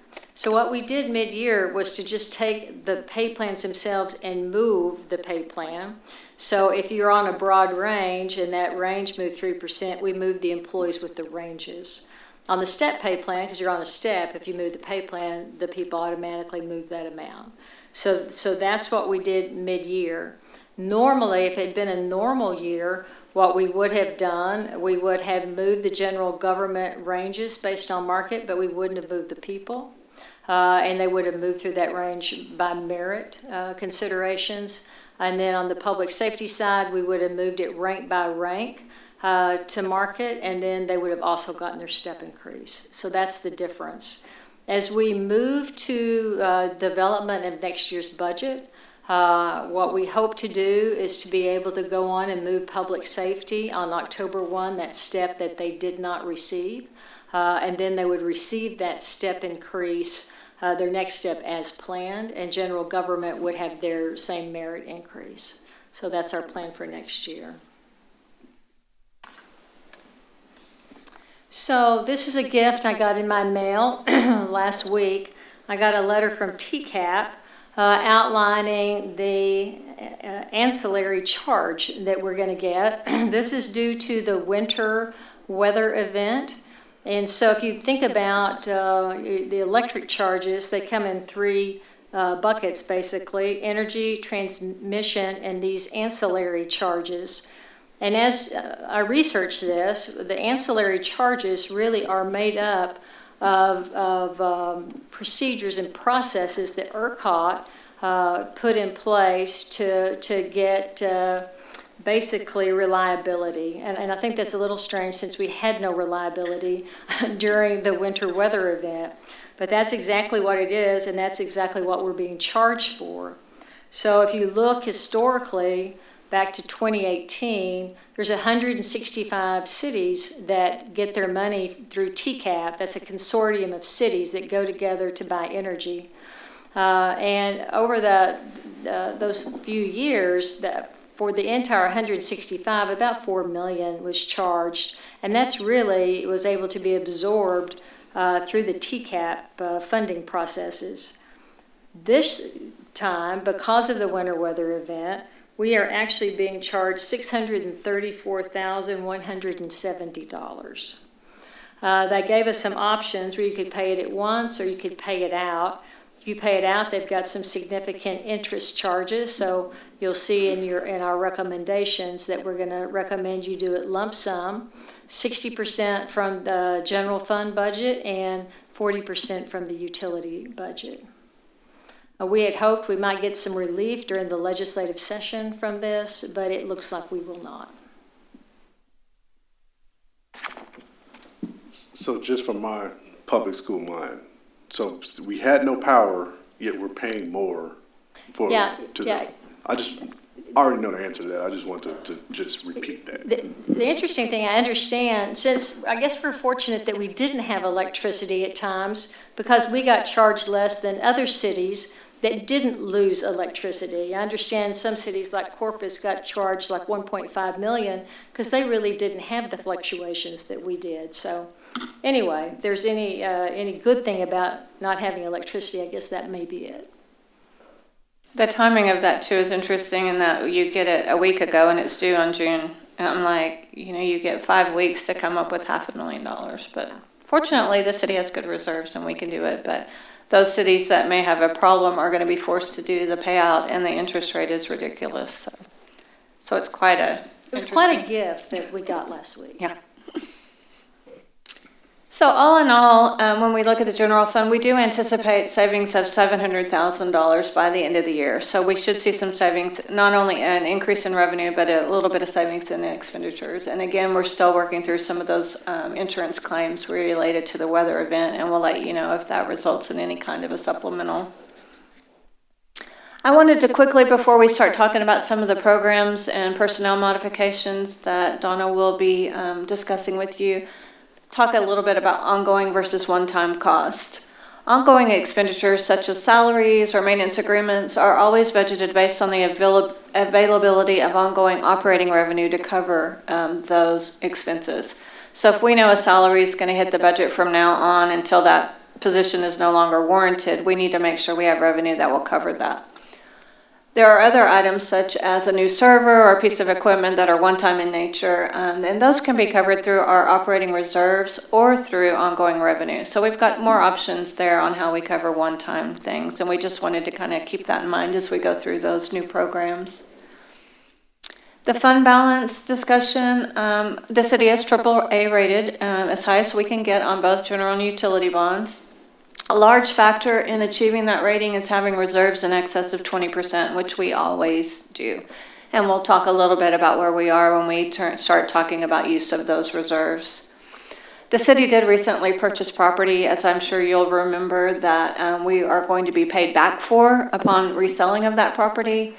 We spent $6.25 million out of general fund reserves, $1.5 million out of the maintenance and replacement fund reserves, and another $1.5 million out of general capital projects fund. So that'll all come back to us once we sell that property. Our reserves are annually used to fund some items that we kind of routinely use, such as land purchases, technology improvements, and economic development liabilities. You always see those on the general fund reserves financial plan that we put a copy in here. You can't see it again. If you can zoom in a little bit, I think that would be helpful here. But you can see two things from this chart is that normally we have about a growth of a little over $4 million that we always can anticipate in our general fund balance. No matter what, we kind of see that. But we also have uses of about $5 million every year.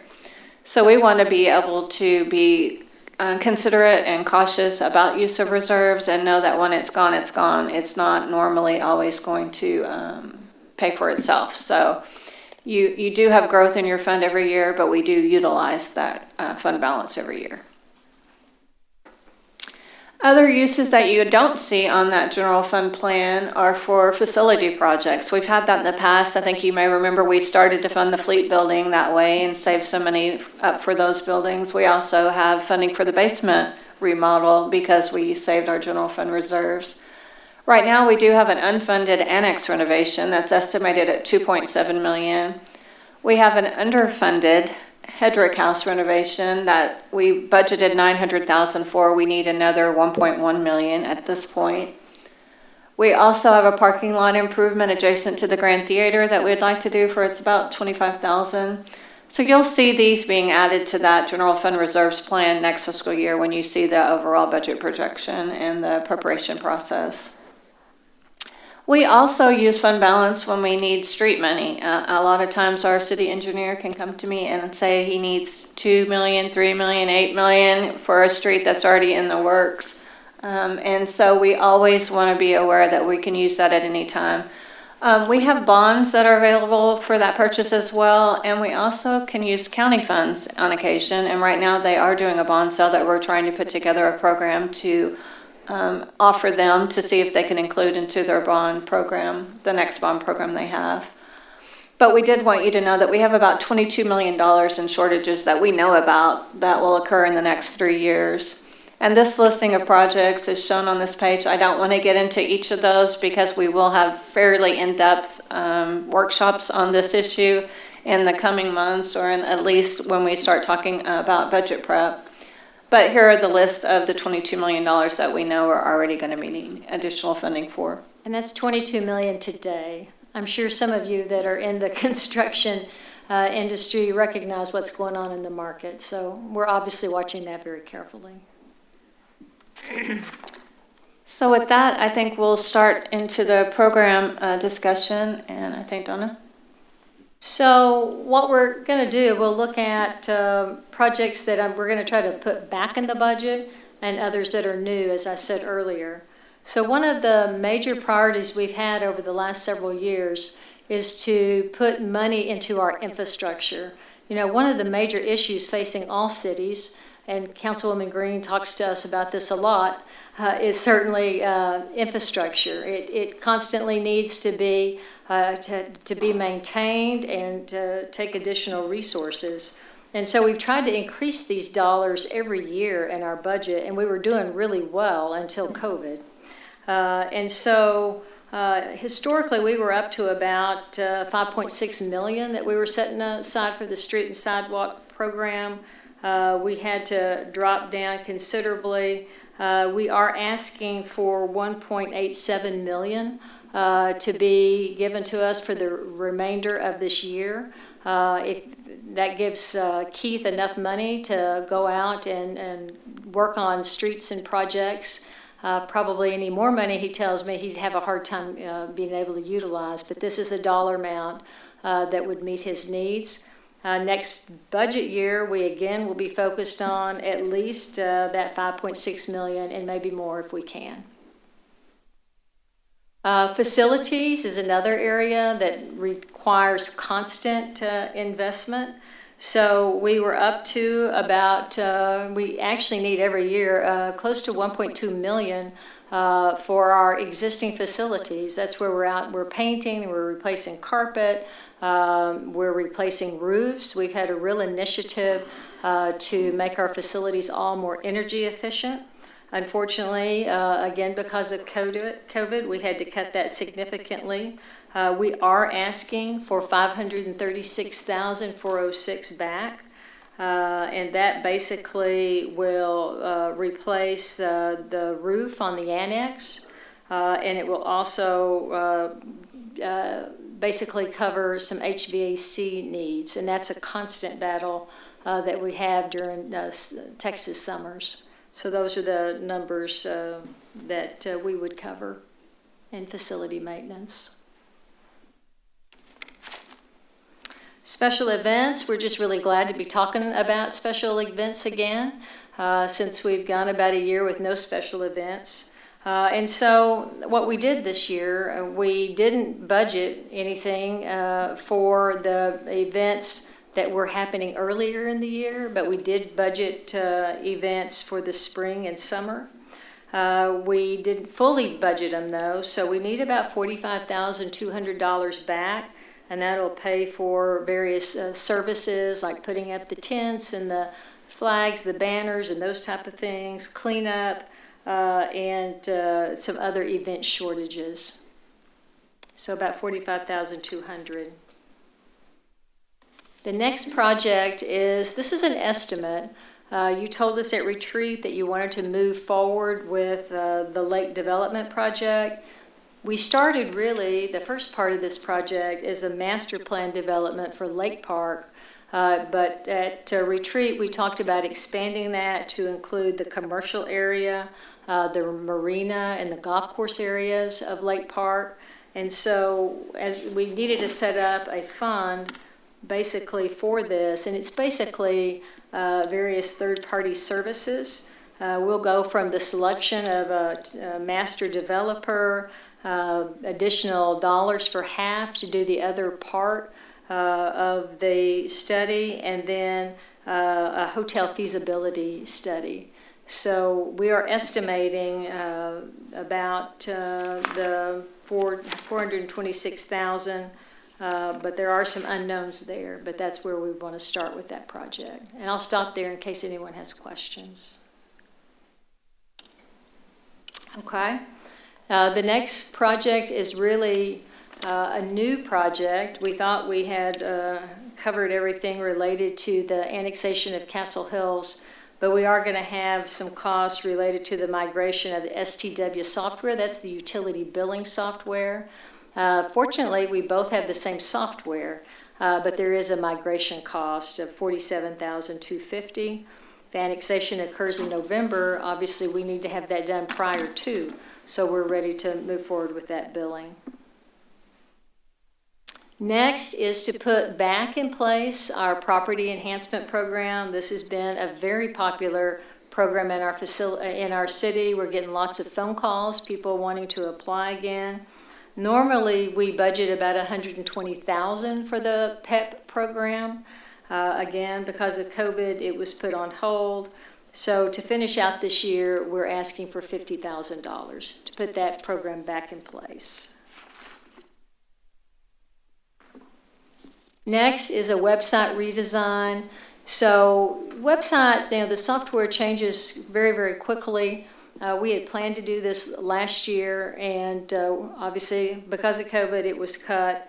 And we think there's some real benefits we can achieve with the new software. It is the major way cities communicate now with the public, so we'd like to move forward with a website redesign. ISO rating, if you look at your 2025 plan, you'll see one of the action priorities is to try to raise our ISO rating. ISO rating really deals with the quality of your firefighting water system. And so why that's important is because you can get better premiums for your your insurance, but also I think it's kind of a rating of the quality of your overall system. Right now we're a 2, and we would like to have the highest rating, which is a 1. They can go as low as 10, but there is a consultant that some of the neighboring cities have hired and have gotten some really good results. So we'd like to bring this person in to help us walk through and make sure that we can achieve that number 1 rating.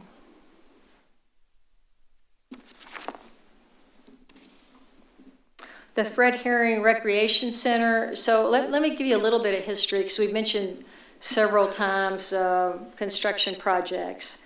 So what's happening, these are all kind of connected. Right now, your annex has your ITS staff, your municipal court staff, and your parks and recreation staff. And quite frankly, they're running out of room. And so what we're doing, we're renovating Fred Herring, and we're moving the administrative offices to Fred Herring. You now have Thrive, that's your primary recreation center. So Fred Herring will be now your administrative offices, and a tournament facility is how it will be managed.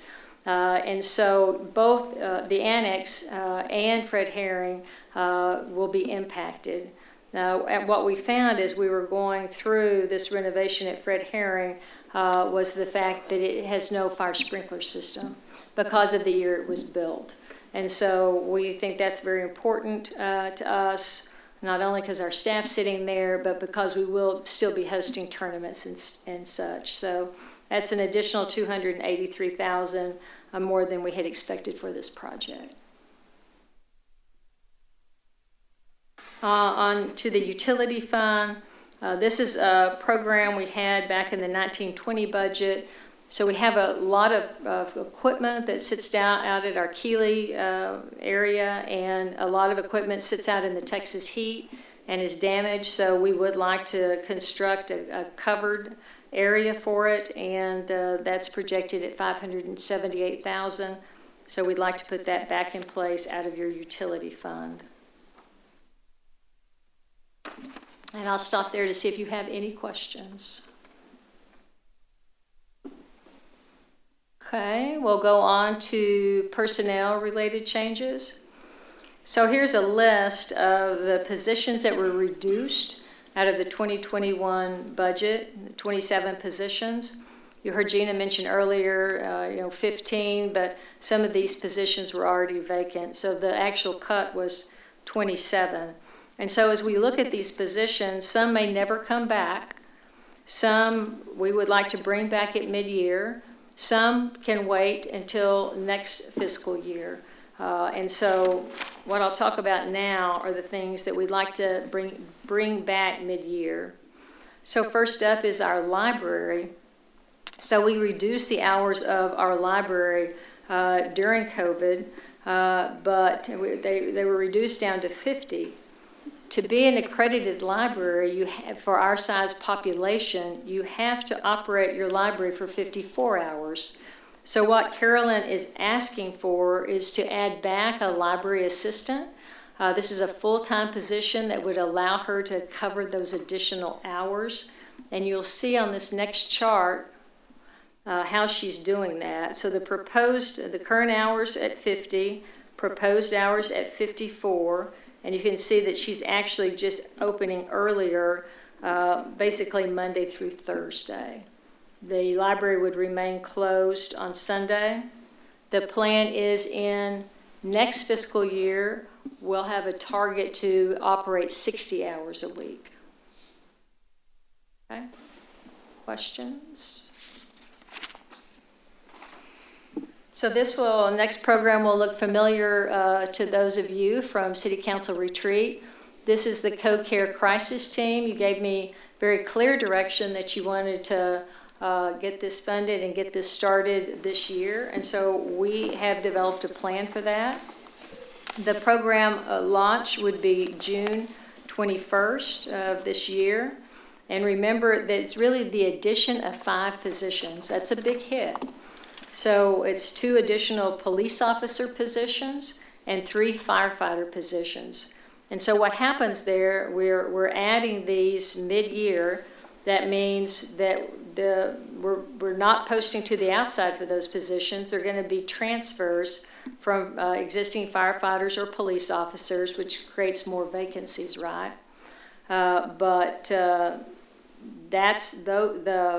the police and the fire departments have already been able to interview and select people that are very interested and excited about this opportunity. Also, in addition to the people, you have equipment needs. You can go to the next one, Gina. Yeah. So there's your list of additional equipment that's needed, body-worn cameras and tasers and Chevrolet Tahoe, uniforms, and then, of course, additional training for all of these people. So the total cost of that co-care program is $824,803. It's actually coming from 2 different funds. About half of that, well, around $394,000 is coming out of fire control, $311 from the general fund, and you've got one-time costs also coming out of fire control at $118,229. So again, we're very thankful for the the fire sales tax funds that are helping us get this underway. So I'll stop there, and Chief Deaver, do you want to add anything here? The only thing I would add, Donna, is the June 21st launch date. The first school we could get the officers into was the week prior. So we end that class on Friday and start on Monday. So we're getting it rolling as quickly as we can. So the next, I told you that I would talk to you some more about pay plans, and that's why I spent a little bit of time talking to you about the different type of pay plans that we have. So one of the most serious problems we have right now is turnover in dispatch. And let me take you back to what we did with the police step pay plan several years ago. I can tell you, and some of you that have been on the council before will remember the years we had lots of police vacancies. You would add positions, and it really didn't do us a lot of good because we couldn't fill them.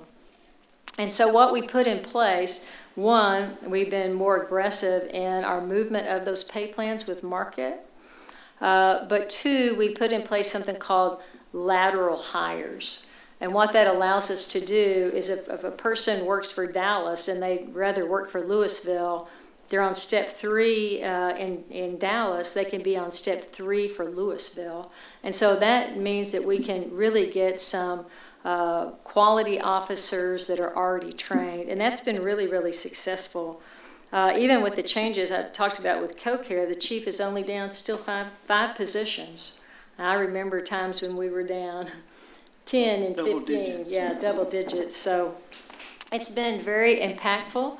And so we want to do something similar with dispatch. So dispatch now is a general government position, and they sit on broad ranges. So we would convert them to a step pay plan, similar to what we have for the police department. So they have that 5% step every year. And then we would also allow lateral hires. Now, there's a cost to that, so we're estimating that the total cost of that program is about $60,600 for a full year. This partial year would be about $20,000. So you can go to the next slide, Gina. No, go back. I'm sorry. Go back. So this is just some additional information that the chief supplied that shows you the kind of turnover we're experiencing in dispatch. And dispatch has always been a difficult job. It's 24/7, tends to be female dominated. It's difficult sometimes to work those late night shifts. So we're doing everything we possibly can to lower this turnover. You've got some people working some really long hours here. A lot of the survey cities are moving to step pay plans. They're moving their pay plans more quickly. And so we think this is a very important move to try to stabilize dispatch. And I will stop there to see if you have any questions or if Chief wants to add anything. I think you covered it. Cover it? No questions, Donna. I think for $60,000, if it works as well as the police lateral plan works, it'll more than pay for itself and keep us stable in those positions. It should. I mean, it should reduce our overtime cost. But the most important thing is to try to create some stability in dispatch. So that's where we are on that. The next position, some of you will remember it being called LELA Manager. We now call it Greenbelt and Preserve Manager. It was budgeted in our prior year's budget, but with COVID, we reduced it. We think this is a really critical position to bring back. Now, if you think about your 2025 plan in the green centerpiece, it is the very heart of your 2025 plan. We want to move that program forward. We need to rework our master strategy. We have our partners that are anxious to work with us, LISD, UNT, and so we're anxious to get this program going again. The Nature Center, charrette process. There's a number of big projects facing us, and we think it's very important to add this position back. Stacy, do you want to add anything? Okay. Questions? The next position is a cashier at Thrive. Gina talked earlier about the fact that people are now going to work out, and we're getting those numbers up, and so we need to add back the cashier that was previously planned for Thrive. Without this person, you've got your managers out there handling the front desk and not getting the planning and programming done that we need done. So this is an important position, we think, to add back. The next is an inclusion and equity manager. This particular position was recommended through your Listen, Learn, Lead committee. It was their #1 priority. And as we studied this position and the way to approach it, what we're doing is really a reclassification. So we have a person in our HR department that is very knowledgeable in this area. She already oversees the Diversity and Inclusion Committee. We think she's a perfect match, so we would reclassify the training manager to an inclusion and equity manager. And at the same time, we've had turnover in community relations department. We had a community specialist that worked under James, and he really oversaw something we called the Community Inclusion Task Force. And that task force is made up of employees throughout the organization. And what they do, we've had a real initiative to try to reach our Chin population and Latino population. And so we're combining these two programs. So we would be transferring James's position, and they would report to the new equity manager position. And we can do all that for a little over $7,000. So we think that will be a good program that we think we can see grow as we move forward. And I know Mayor Gilmore has some great ideas for use of this program too. So, questions?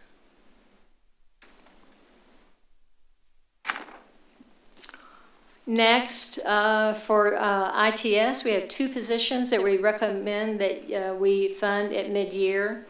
I think any of us that look at what's going on in the world with ransomware and those type of things knows how very, very important it is to have your ITS operation fully funded and focused on making sure all those updates get done. And that's really what that system engineer does. They're looking at programming programs and computer systems citywide. And so they're the ones that are managing it and making sure that those updates are all done. We only have one other position that gives us 2.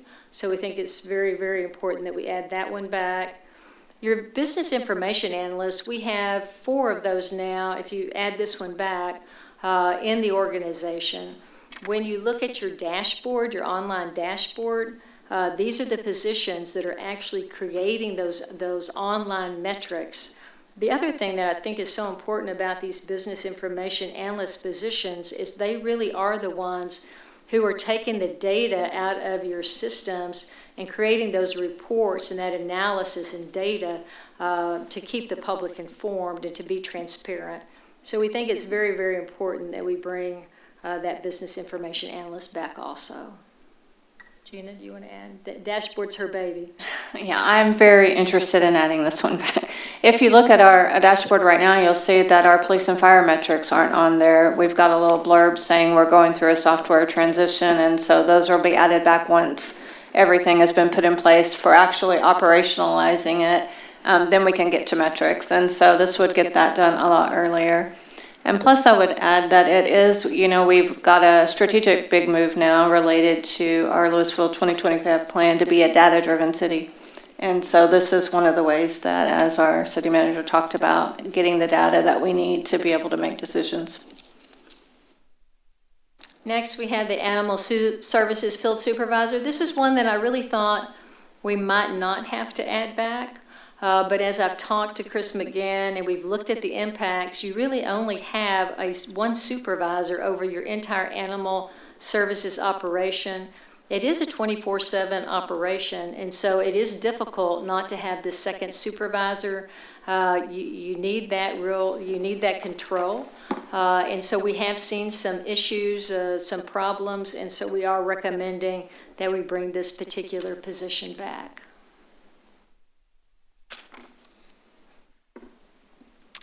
This is just a part-time position we'd like to see added back. This would help Denise over in the Grand. It also deals with public art, which we've certainly had a real emphasis on, not only citywide, but certainly here in Old Town.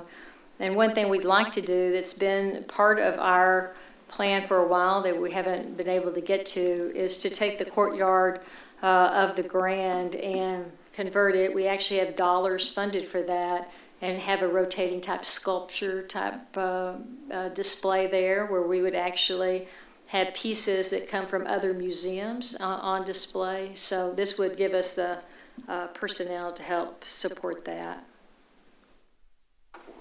Next, I only make you aware of this because it's truly not a cost, it's actually a transfer.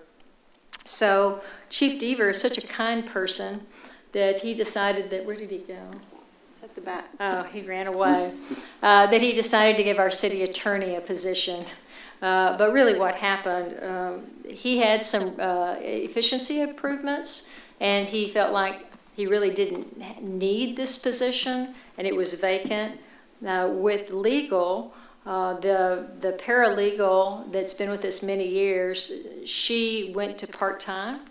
And so there was no real other support for the city attorney's office. And so we thought that was a need, and so the position was transferred. I make you aware of it because it's a department to department transfer, which the city council needs to approve.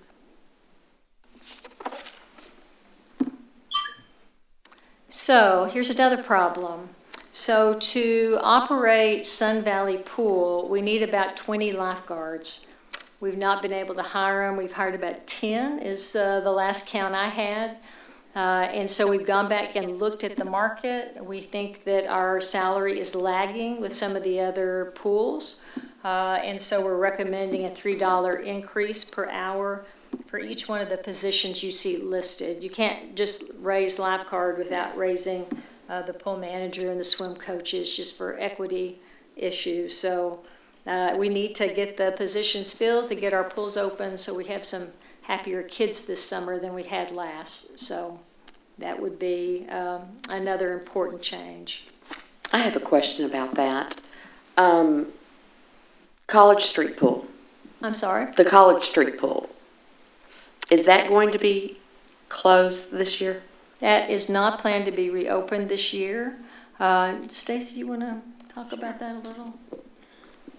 Sure. So last year we had to close it down because of the COVID situation with funding, and we had to continue that into this fiscal year. And so one of the things that we're looking at is we're doing a feasibility study on converting that to a splash pad right now, because when you look at the cost for us to operate it and what we bring in revenue, it's not even comparable to what we look at Sun Valley. And you can get the same aquatic experience at Sun Valley when we have like the lazy river and the shallow pool, kiddie pool there.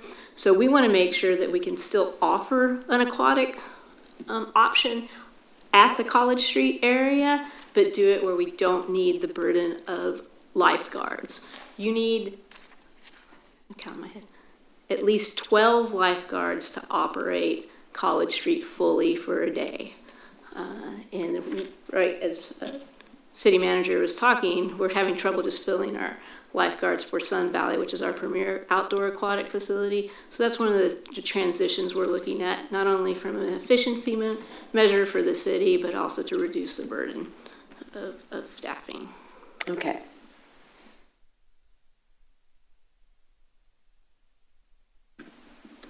So next, I want to talk a little bit about some things that you should anticipate for your 21-22 budget. I want to talk specifically about the police department. This particular chart just shows you some changes that have occurred in your command staff over the years. What I would point to certainly is in the 2016 through 2019, when we actually took all of the lieutenants and reclassified them to captains. There was very little difference in the responsibility level, and so at that time, all lieutenants were made captains, and we went to 3 assistant chiefs. The other issue, it's not listed on this chart, that I would probably want to mention is the focus on gaining more command and control in the field. And so we've added sergeants. So we have 3 sergeants per shift now in patrol. And I think that's been very, very important in the command and control issue of the police department. If you look at the first chart, what you'll see, this is your 2021 chart, and you'll see 3 positions that were reduced. So you have the PIO, which we only added in 18-19. We had it for 1 year. Yeah, so we had that position for 1 year. One of our captains retired, and then we cut a clerk typist. So those were the basic changes there. If you go to the next chart, you'll see positions that are in green. These are the ones that we are adding for this year. There's your co-care officers on the left. And then on the far right, under records and property, we actually combined 2 positions to functional areas. So you have 1 supervisor that's over records and property, and we reclassified 2 of the clerks. The gold is what you'll see the chief asking for in the next year's budget. Rather than a PIO, he's preferring an administrative analyst, and since he's sitting right beside me, I'll let him tell you why he'd like to have that change. Yes, so that's something that would be really beneficial to us. We lost that position probably 3 years ago, and that person would deal with grants, budget process, the day-to-day operations, getting data for me to present to you all in a timely manner. So right now, we've got an assistant chief that is overseeing a budget and the day-to-day operations of the budget. So it's just not really the best use of his time or anyone else's for that matter. And you might talk about the realignment of your captains? Yes, so we had 1 captain and 1 constable. He retired at the end of December of last year. So we had that position on the books until December, and then it went away. We're going to continue to not have that captain and drop down to 2 captains in support and 4 in patrol. And that creates an easy way for us when we rotate captains to be able to do that. And then we civilianized the supervision and management of all civilian employees. So if you back up 2 years, we had a captain that oversaw the jail operations. Now we've got a civilian that is overseeing that. So the workload of that captain really diminished, and we were able to reorganize the department in different structure to equalize the workload between those 2 captains. So if you go to the next slide, what this shows you, council, is the results of the matrix police staffing study that we had done. And I just want you to look at this. The chief will be working on his business plan, and that 5-year business plan will show him adding these positions as you see here.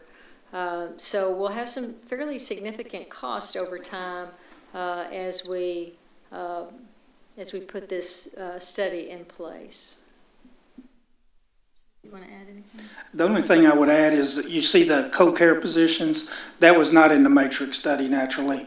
But I feel like if the program is a success, that in a couple of years we may want to add a couple of positions to that. So that's why it's in red, that we will evaluate that need in the future. So you saw that earlier list that had the 27 positions. We will have a number of those that the departments will be requesting come back in your 21-22 budget. Gina, you want to go? We'll do summary now. I will. So all of the general fund program additions that Ms. Barron just went over totaled to $3,068,023. That doesn't include the very last ERCOT and ancillary whatever services. Of 380,502, because we're funding that out of reserves, or that's our recommendation to you. So the rest of these would come out of your operating budget, the 3 million that we talked about in revenue coming into the city, and then the ERCOT would be out of reserves. On the personnel related, those total to 812,260 for the general fund, and includes all of the positions that Ms. Barron just went over. So if you were to utilize the 3.8 million current revenue balance, due to the revenue estimates we talked about, programs would equal 3,068,023, personnel 812, which would leave you with 0 as your current balance, and that is intentional. We obviously manipulated that a little bit because we balanced off of the street maintenance infrastructure. We really want to put as much as we can into that program. So at the end, when we had a little bit left, we said, let's put it all in street maintenance and try and get back to that 5.5 million that we are trying to get to. So that's why you have a nice even 0 there. The use of general fund reserves, we have an audited fund balance of 40.7 million. We have a 20% operating reserve of 18.9. You've already approved the use of 11.2 million for the ED agreements and technology improvements, and then that 6.2 million that we talked about for the land purchase. So that leaves a remaining fund balance of $10.6 million. Earlier, you talked about the water tower option of the Main Street aesthetics at $163,320 for the lighting. If you wanted to do that as a one-time cost out of reserves, we could do that here out of that 10.6 million, as well as your ERCOT payment for 380,000 out of reserves here. So you can see that you've got the funding available if you so choose to do that out of reserves. And that's really the general fund recommendations, both for operating and reserves. So Mayor, if we could probably have the council go on and consider the general fund and that recommendation. So council, we have those 2 items there as far as additional expenditures. How would we need to formulate that, City Manager Barron, just that we approve the addition to these 2 one-time costs, or do we? So you would approve your budget as reported. In addition, you would include the water tower and the ancillary lighting at services. 163 and your ERCOT at 380,000. All right. Any comments or questions before we entertain a motion? My brain is full. I will entertain a motion. Hopefully I can get this right. That's where I'm kind of stuck. I move we approve the amended budget as presented, including the water tower at $163,320 and the ERCOT ancillary services at $380,502. Second. I have a motion and a second. Any other discussion? Council, if you will vote.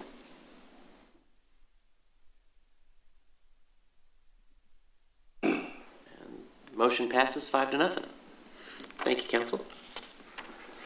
City Manager, I think we need to move into the utility, the utility fund and 4B. Yeah, for the utility fund, we have the equipment covered T-shed at 578,000 that would utilize reserves for, as well as the ERCOT portion of the utility fund at 253,669. Your undesignated reserve balance right now is 14.8 million or 9 million.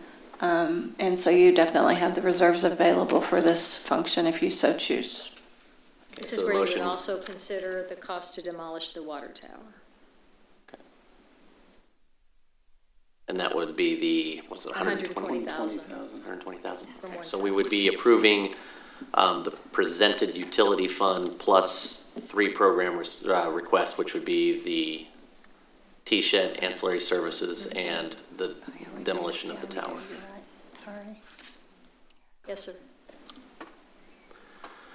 Questions, comments? Yeah, I've got a couple questions. Is there any chance that like you mentioned, that the shed and the fleet building, combining those together might save some money on efficiencies? It certainly would. We'd ask you to go on and probably approve this higher number, and we will certainly attempt to get efficiencies. And then that would roll to your fund balance in the utility fund, the savings. And on the ERCOT, I guess Brandon kind of stole my thunder a little bit, but is there any accounting from ERCOT on the days that they're charging us for, and the days that we didn't have power? Did we get any kind of? So it was the 5 days of the freeze, as I understand it. Okay. And I do apologize, on your written PowerPoint, you had the 120,000 for the water tower, and I took it off once I mistakenly thought we were going with the other option. So I did that just while we were in here, so I apologize. That 120 should be on your list.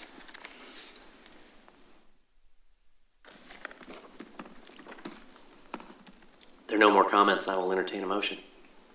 Okay, I'll try this a second time. Let's see. I move we approve the utility fund program request for the equipment cover T-shed at $578,000, demolish the water tower at $120,000, the ERCOT ancillary services at $253,669. Am I missing something? That's it. Okay. I've got a motion and a second. Council, if you would please vote.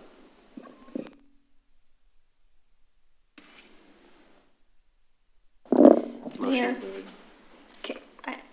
sorry, I also need to confirm that first motion that Councilman Jones was approving the mid-year report also. I will also add to that approving the mid-year report. Okay, thank you. Do we need the second to confirm that? Yes, please. Thank you. Thank you. Okay, so the 4B fund, we have a current revenue to expenditure balance of 1.2 million. We would ask that you look at funding the Thrive Sun Valley part-time pay increase at $40,318 and the Fred Herring Recreation Center fire sprinkler system, which would be a one-time cost at $280,000. And just for the record, the previous utility fund did pass 5-0. Okay, once again. For the 4B fund, I move to approve the Thrive part-time pay increase of $40,318 and the Fred Herring, one-time cost of Fred Herring Center fire sprinkler system of $280,000. I have a motion and I have a second. Any conversation? Just questions? Please vote.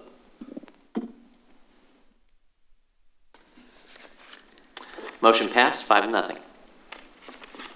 Next would be only a reference to the Hotel Motel Fund. This doesn't require any sort of motion. This one is just to tell you that, as we discussed, the revenue is not materializing as we had hoped. So we have a decrease in revenue of $515,000. Purchase order carryovers actually increased expenditures $10,653. So we're looking at a deficit there of $526,000. Our recommendation to you is just to let that ride and to come out of reserves this fiscal year, which is not normally something we would do for operating costs. However, it is prudent at this time because we are looking at the middle of a pandemic and the response to that, and that really is what reserves are utilized for. In a time where we're not, it's not a normal operation, we think we would recommend it this year and even perhaps a portion of next year. Once we get beyond that, if revenue hasn't come back to the level that we were accustomed to before, we would have to do further additional budget reductions. But for now, we just wanted to let you know that we would be inching into our reserves at a tune of $526,000. Your audited fund balance is just under $5 million at 4.8. The fire control fund, we do have a revenue to expenditure balance of 1.4. The only program that we're asking you to look at is the co-care program, both ongoing and one-time, of $394,650 ongoing, and then one-time of $118,229. We'll entertain a motion to approve the one-time and the ongoing. I enthusiastically move to approve the co-care ongoing cost of $394,650 and co-care one-time pay of $118,229. I think it's a great program, and I think it's going to keep the city in a great place and for our residents and for our PD and fire department. We don't have to. That's a motion. I need a second. I second it. There it is. And any discussion before we move to a vote? I would just like to say I'm very excited about this program. Being a mother of an adult son with Asperger's, you always worry about, and who drives, that one day if he's going to get pulled over and someone's not going to understand his body language or something. So this has been a long time coming, and I'm excited. I also want to say the same thing. I was actually listening to the retreat, and this program really piqued my interest. I think eventually this is probably going to save the city money. I think everybody has got somebody in their family that this will be affected by, and I can't imagine this program will just keep growing and growing and growing. Other comments? Council, if you would please vote.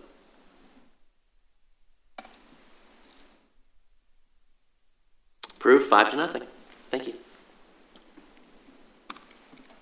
One thing I wanted to point out to you on the grant fund is the money that we're receiving through the American Rescue Plan. When I actually looked up the number, I really had to sit down in my office because we're going to receive $19.5 million. So we'll receive the first half, $9.7 million. Here, I think, in the next few weeks, I believe. And so they have just recently released Treasury direction, but we're still reviewing that to figure out exactly how we can spend this money. We don't really understand it fully. Now, when we do, we'll bring it back to you in a workshop setting and talk to you more about it. You know, at this point, I had hoped it could be spent on streets, but as far as I understand now, it cannot be. But it can be used for utility infrastructure and some other issues we're trying to get our hands around. So once we understand that, we will be bringing that back, and you'll do a supplemental at that point in time. So there's nothing to do with the grant fund tonight. And that is the longest mid-year report I think you will ever receive.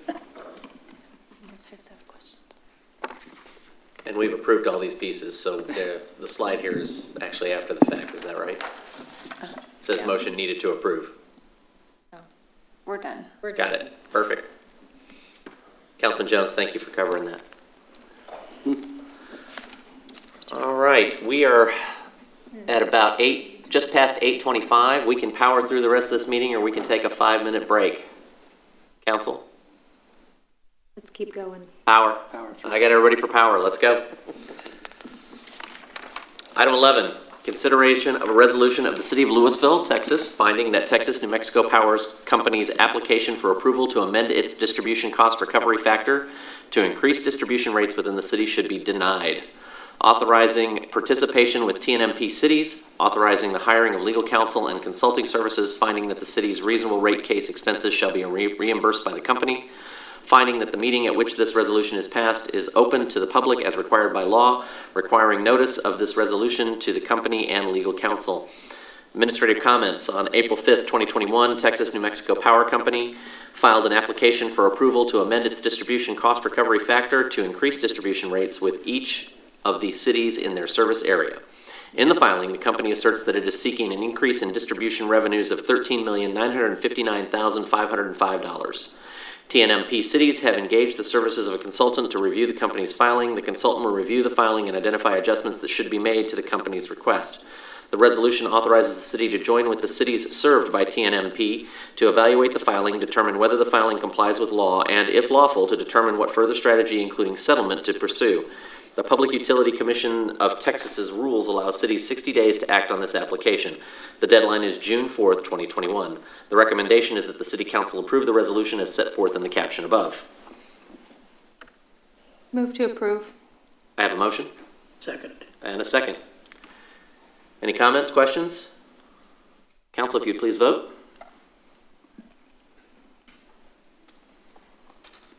Approved, 5-0. Item 12, consideration of a resolution of the City of Louisville, Texas, finding that Encore Electric Delivery Company's LLC's application for approval to amend its distribution cost recovery factor to increase distribution rates within the city should be denied.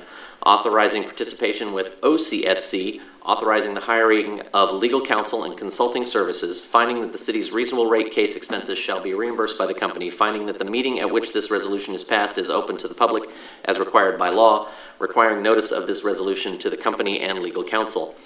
On April 8, 2021, Encore Electric Delivery Company, LLC, filed an application for approval to amend its distribution cost recovery factor to increase distribution rates with each of the cities in their service area. In the filing, the company asserts that it is seeking an increase in total distribution revenue requirement by approximately $97,826,277. The steering committee of cities served by Encore has engaged the services of a consultant to review the company's filing. The consultant will review the filing and identify adjustments that should be made to the company's request. The resolution authorizes the city to join with the OCSC to evaluate the filing, determine whether the filing complies with law, and if lawful, to determine what further strategy, including settlement, to pursue. The Public Utility Commission of Texas's rules allow cities 60 days to act on this application. The deadline is June 7th, 2021, and the recommendation is that the City Council approve the resolution as set forth in the caption above. I'll entertain a motion. Move to approve. Second. I have a motion and a second. Any discussion? Council, if you'd please vote. Motion approved, 5-0. Item 13, consideration of an appointment to the Dallas Regional Mobility Coalition. The city holds a seat on the Dallas Regional Mobility Coalition. The coalition consists of a group of DFW area municipal, county, and transit authorities that address transportation issues across the region. The city appointee is Mayor Durham. Due to Mayor Durham not running in the May 1st, 2021 election, it is recommended that council appoint an elected official to this seat. The recommendation is that the City Council consider an appointment to the Dallas Regional Mobility Coalition. I did have a conversation with Councilmember Green. She does serve as our alternate and is pretty fluent on transportation issues for the city, and she has expressed an interest to be on this council. Mr. Mayor, I move to appoint Deputy Mayor Pro Tem Kristen Green to the Dallas Regional Mobility Coalition as set forth in the caption. I have a motion. Second. Second. Any discussion? Council, if you'd please vote. Motion passes 5-0. Councilmember Green, thank you so much for volunteering for this. Item 14, continued item, consideration of an amendment to the Tax Increment Reinvestment Zone Reimbursement Agreement by and among the City of Louisville, the Louisville Tax Increment Reinvestment Zone Number 3, and Bright Realty LLC for project costs within Tax Increment Reinvestment Zone Number 3, and authorization for the city manager to execute the agreement. On January 28, 2019, the City Council entered into a reimbursement agreement with TERS 3 and Bright Realty LLC, setting forth the terms and conditions of financing and reimbursing the public improvements within TERS 3. Should the City Council approve the ordinance amending the boundaries in the project and finance plan for TERS 3 as described in the previous item, staff recommends an amendment to the reimbursement agreement to provide for updated project costs and zone reimbursements, including the acquisition of park and open space land, and to outline economic development parameters. The recommendation is that we continue this item to the June 7th, 2021 City Council meeting. I'll entertain a motion. Move to continue this item to the June 7th meeting. Second. I have a motion and a second. Any comment? Hearing none, council, if you would please vote. Motion passes 5-0. Item 15, tabled item, consideration of resignation of John Ling from place number 2 on the Planning and Zoning Commission. Declare a vacancy exists on the Planning and Zoning Commission and consideration of an appointment to place number 2 on the Planning and Zoning Commission. Administrative comments. John Ling has advised city staff that he wished to resign from the P&Z Commission. Data sheets of applicants interested in serving on the P&Z Commission have been included for City Council review. This item was tabled at the May 3rd, 2021 City Council meeting to verify applicants who owned real property. The recommendation is that the City Council accept the resignation, declare a vacancy, and consider an appointment as set forth in the caption above. Mr. Mayor, I'd like to make a motion to accept the resignation of John Ling, appoint Sheila Taylor into place 2 on the Planning and Zoning Commission. All right, I have a motion to appoint Sheila Taylor and to accept the resignation and declare a vacancy. Second. I have a second. Any discussion? I'm sorry, who seconded that motion? Second. Okay, thank you. All right, if there's no discussion, council, if you'd please vote.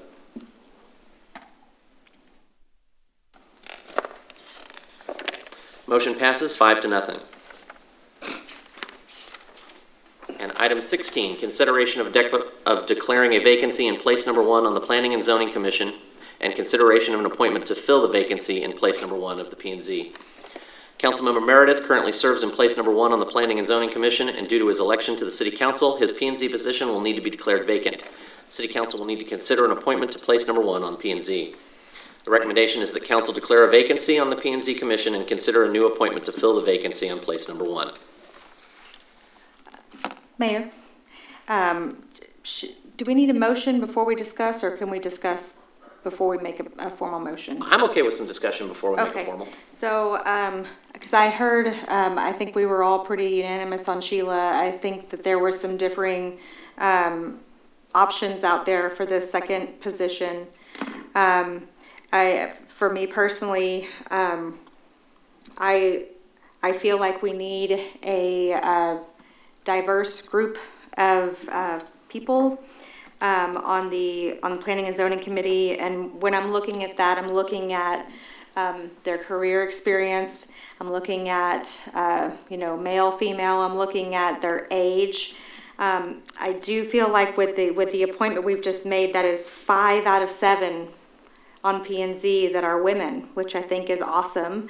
But I do think that, given that, we probably need for this next position to be a man. And I also feel like the current makeup of planning and zoning is a little more experienced. So I'd like to see us get a little bit younger person to get that additional perspective.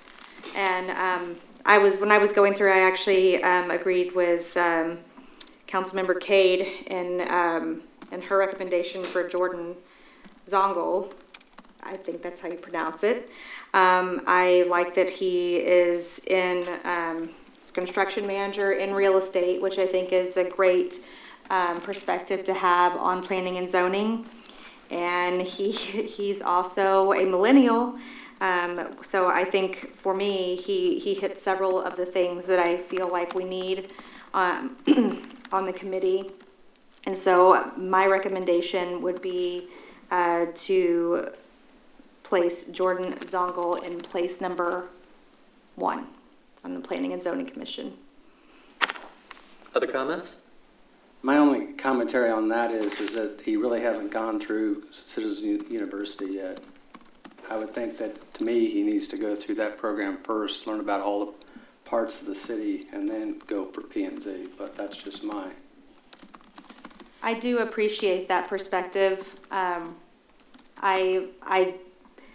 think that Citizen University gives people a very great perspective and overall look at the city, but I didn't go to Citizens University before I was appointed to Planning and Zoning, so I do think, I also, just looking at the professional background of the people on Planning and Zoning, I think we need somebody with that construction, real estate background. I think that's a very important perspective to have on that committee. Other comments?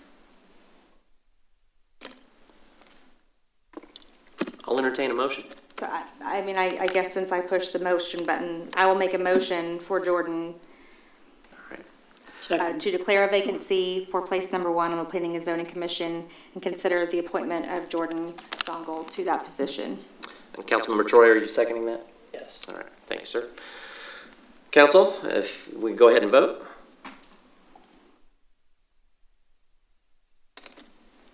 All right, and 4 yeas, 1 nay. Motion passes. Thank you all for the conversation and for spending the time on those folks that applied. And it's refreshing that we actually have a significant number of choices now. There was a time, not that long ago, when these vacancies we had to go begging and pleading for. So it's great to see. Item 16. Oh, nope, let's move on. Item 17, there it is.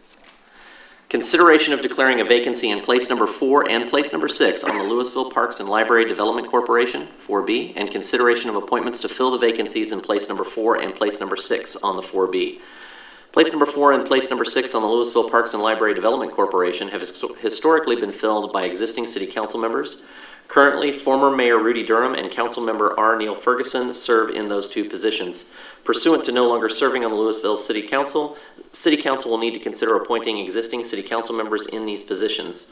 It's the recommendation that the City Council declare vacancies in place number 4 and place number 6 of the 4B and consider new appointments to fill the vacancies in place number 4 and place number 6 on the 4B.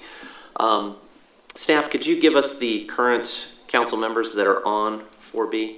And that would be Mayor Gilmore and Councilman Jones. Okay.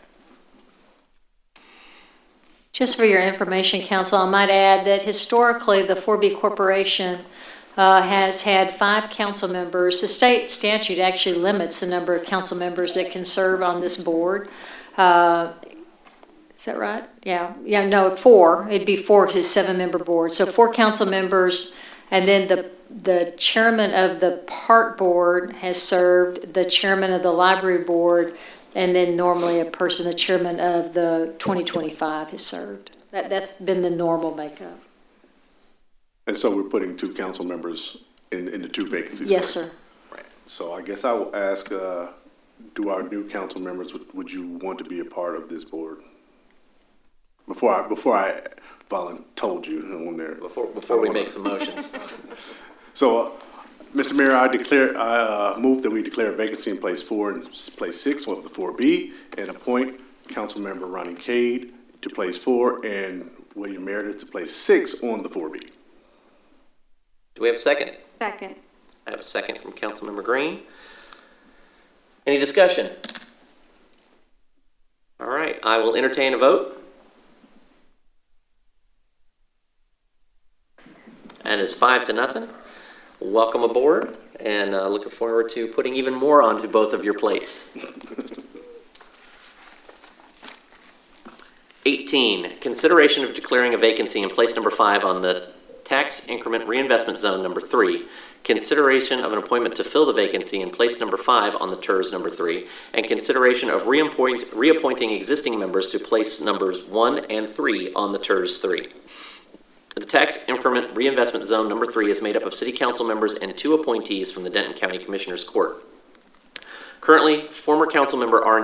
Neil Ferguson serves in place number 5. Pursuant to his no longer serving on the Louisville City Council, the City Council will need to appoint an existing City Council member in this position.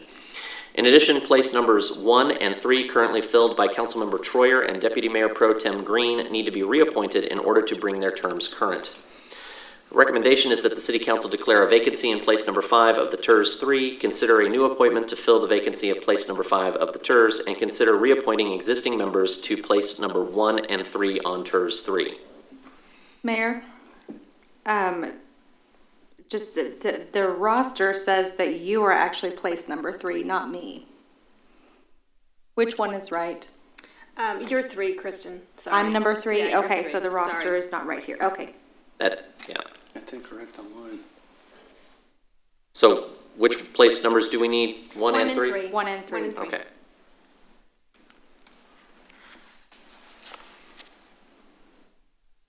All right, so we need to fill a vacancy on the TERS, and who on the council is not on the TERS currently? Currently, Councilman Meredith and Councilwoman Cade are not on. All right, so one of our 2 new council members. I'm interested. Are you? Okay. It might be safer for him to be on it. All right, why don't we, So I'll make a motion. Thank you. Okay, I move that we declare a vacancy in place number 5 on the TERS number 3 board, and that we consider appointing Councilmember Meredith to fill that vacancy, and that we reappoint existing members, which, let me get this right, for place number 1, which is Bob Troyer, and place number 3, which is myself, to reappoint for places 1 and 3. I have a motion. Do I have a second? Second. I have a second by Councilmember Jones. Council would please vote.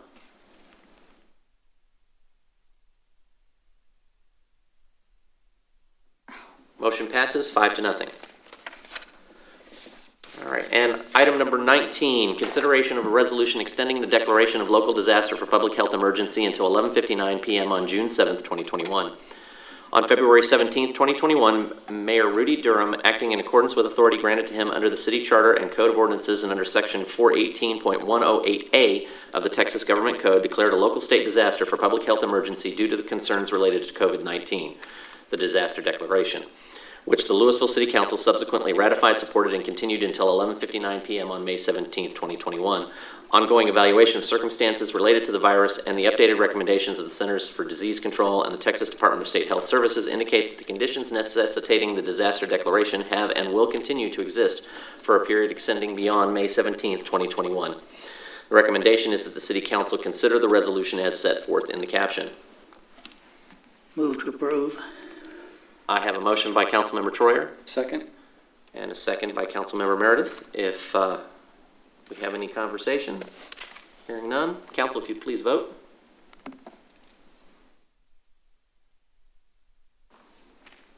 Motion passes 5-0. Item G, reports. Reports about items of community interest regarding which no action will be taken. All right, well, why don't we start with staff and work our way around the circle this one time, and then I'm going to mix it up. And don't forget your finance director has a report also. Absolutely. Actually, why don't we lead with that one then?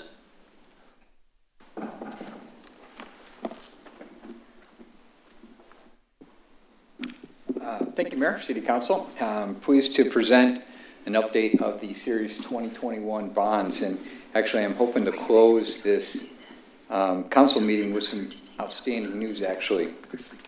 A little background. On May 3rd, City Council approved 3 parameters ordinances for the issuance of debt.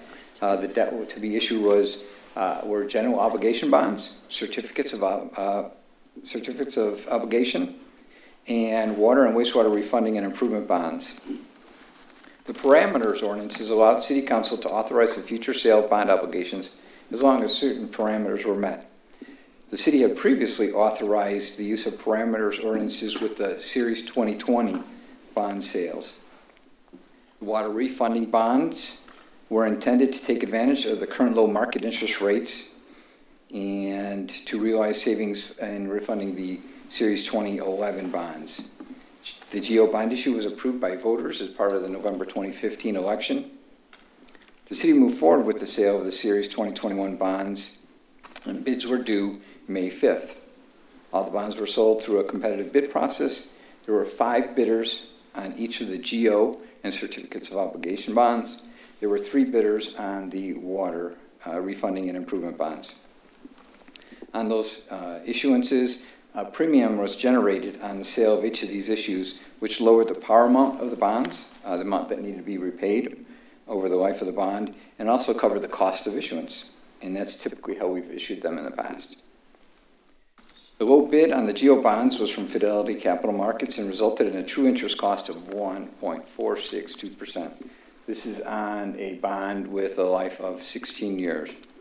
Proceeds from the GO bonds will provide funding for projects on the city's long-term capital improvement plan for this year. This includes various street improvements and park improvements. Wait, it gets better. The low bid on the GO bonds was from the Baker Group and resulted in a true interest cost of 1.669%. These bonds are 20-year bonds, and proceeds from the COs will provide funding for replacement of the fleet and facility building. And this is something that had been discussed at the last 2 council retreats, and we received authority to move forward with that. The low bid on the water refunding and improvement bonds from FHN resulted in a true interest cost of 1.358%. That is on a 16-year issue. And just one point of clarification, true interest cost includes the cost of repayment of the bonds, the interest on those, and it also includes the cost of issuance. So rolled into that, 1.358% is the true total cost of the issuance. New money proceeds from the water bonds will provide funding for the wastewater treatment plant capacity and electrical improvements, collection and distribution main replacements, and we are in year 4 of the 7-year meter replacement program. The refunding proceeds will refund, again, the Series 2011 water bonds, The refunding returns a net present value savings of $397,000 or 9.6% with no extension of the debt. So we didn't extend the remaining, or we didn't extend the period to repay the debt. We've maintained that within the existing footprint of those issues. That is a 9.6% again savings, and our minimum target for savings on a refunding is typically 3 to 5%. The ability to issue these bonds through the use of a parameters ordinance allows the city to go out to the market and time it when it's most beneficial, and it's proved out the last 2 times we've done that. This and the city's AAA rating resulted in our extraordinary low rates. The last 2 bond issues that we've issued, the Series 2020 and 2021, returned rates that were between 90 and 160 basis points lower than previous historic lows. Maintaining that AAA bond rating and the ability to go out into the market at the right time has really proved advantageous for us. Closing on the bonds will take place June 2nd, when we will receive the bond proceeds and refund the Series 2011 issue. That ends my formal comments. I'd be happy to answer any questions. No questions from council? That's great. Yeah, it's pretty amazing. It's good news. And I hope that story gets sent to our state legislators who are trying to remove our ability to use COs as a financing option, because what you gave us just right there, we could not have done should they have put forth some of the legislation that they are attempting to pass. Correct. What's even worse, they're trying to limit our ability to do refundings without an election, and that's insanity. Yeah. So, thank you so much. We appreciate all the work. Thank you. All right, reports. Mr. Lutke. Nothing, sir. So, Nothing new, sir. Nothing, Mayor. Not a thing. not a thing. Are you sure? I mean, there might have been something that got missed. Whatever you want to talk about. Mr. Ferris? Yes, sir. Mr. Ferris, I'm going to ask you about lake reports next meeting. Can we bring those back? I'll do it by boat, live on camera. I was going to ask about that too. Councilmember Green? Nothing to report, Mayor. Councilmember Jones? I'll be quick. I want to first just go back a bit and just thank Mayor Durham and Councilmember Ferguson. Councilmember Ferguson was the first campaign that I worked on when I moved here, and when I met him, he kind of pulled me into the city a little bit. I remember thinking, I don't know what these guys are doing down here, and so I came down here and realized I knew a lot less than I thought I did, and still got to have a lot to learn. And Neil and Mayor Durham, as far as his history of Louisville, is outstanding. He'll probably forget more than I'll ever learn or remember. So I just want to thank them for their service to the city and congratulate them in their retirement, and hope they have fun without all this responsibility and all the fun emails that they get each and every week. I want to thank the council as well for appointing me to the RTC. I attended my first meeting. I sent you guys the notes from the meeting. It's like drinking from a water hose, but I'll get there. Thank you. Councilmember Kate? Nothing really, just I want to say thank you for the excellent job that staff has done in bringing William and I on and up to speed. They've been putting a lot of effort. There's a lot of stuff going on. My brain is just like, whoosh. So, it's a phenomenal job. Councilwoman Meredith? I also want to echo that. I want to appreciate the response back on some of my comments on the mid-year report. I'm kind of a numbers guy anyway, so I love the way it's broken down. It's very easy to read, so it's, even though it was long, I enjoyed looking at it. Mm-hmm. Councilmember Troyer? Nothing to report. All right. City Attorney? I'm going to put you on the spotlight every time I can. City Secretary, anything? I just want to let everyone know that we will have a retirement reception for former Mayor Rudy Durham. It will be on June the 17th. There will be different invitations going out. One invitation will be there to be there live. There will also be invitations going out to be able to attend by Zoom. So we'll be getting that information out shortly to everyone. It's June 17th, and it will be from 2 to 5 p.m., and we will be doing it over at the Grand Theater. Thank you. just have a few small comments to make. First of all, I always felt bad for Councilman Troyer because he would be the last one in the comments from City Council. So my goal, and I didn't want to put anybody on the spot this time because everybody was used to this pattern, but my goal is to rotate the first position each meeting. So in about 4 or 5 weeks, Bob, you're going to get to go first. Because I think it's important. We all, council, of course, cover a lot of different areas in the city, but we all have our special interests, the things that we like to focus on.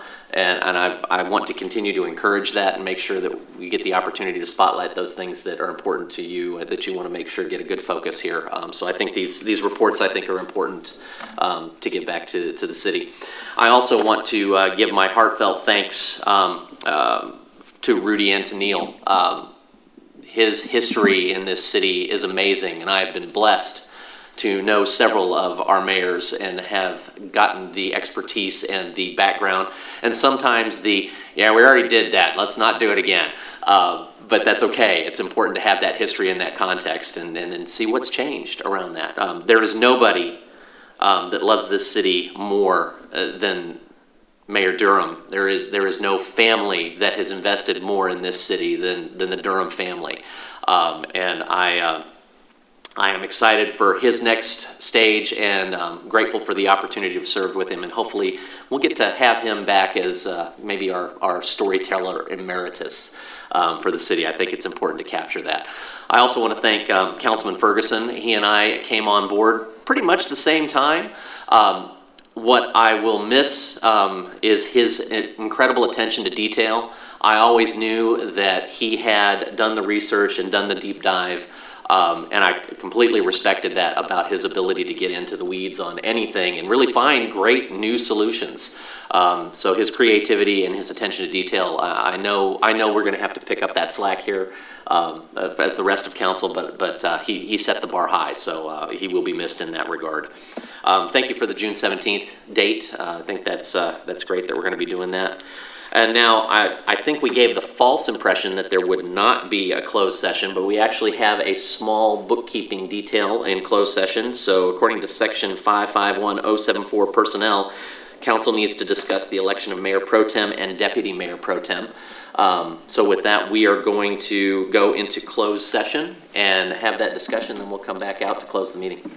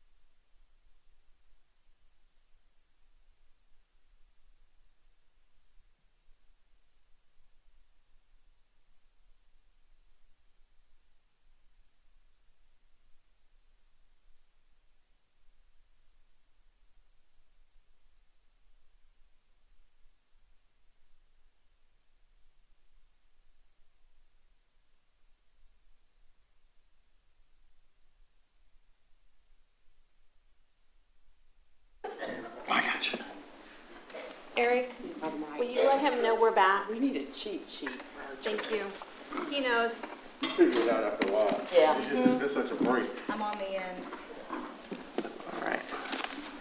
We used to do this. Call this meeting back to order. Councilmember Cade?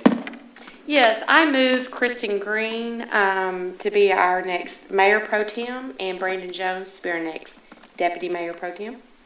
Can I have a second? Second. I have a second. All those in favor, please vote.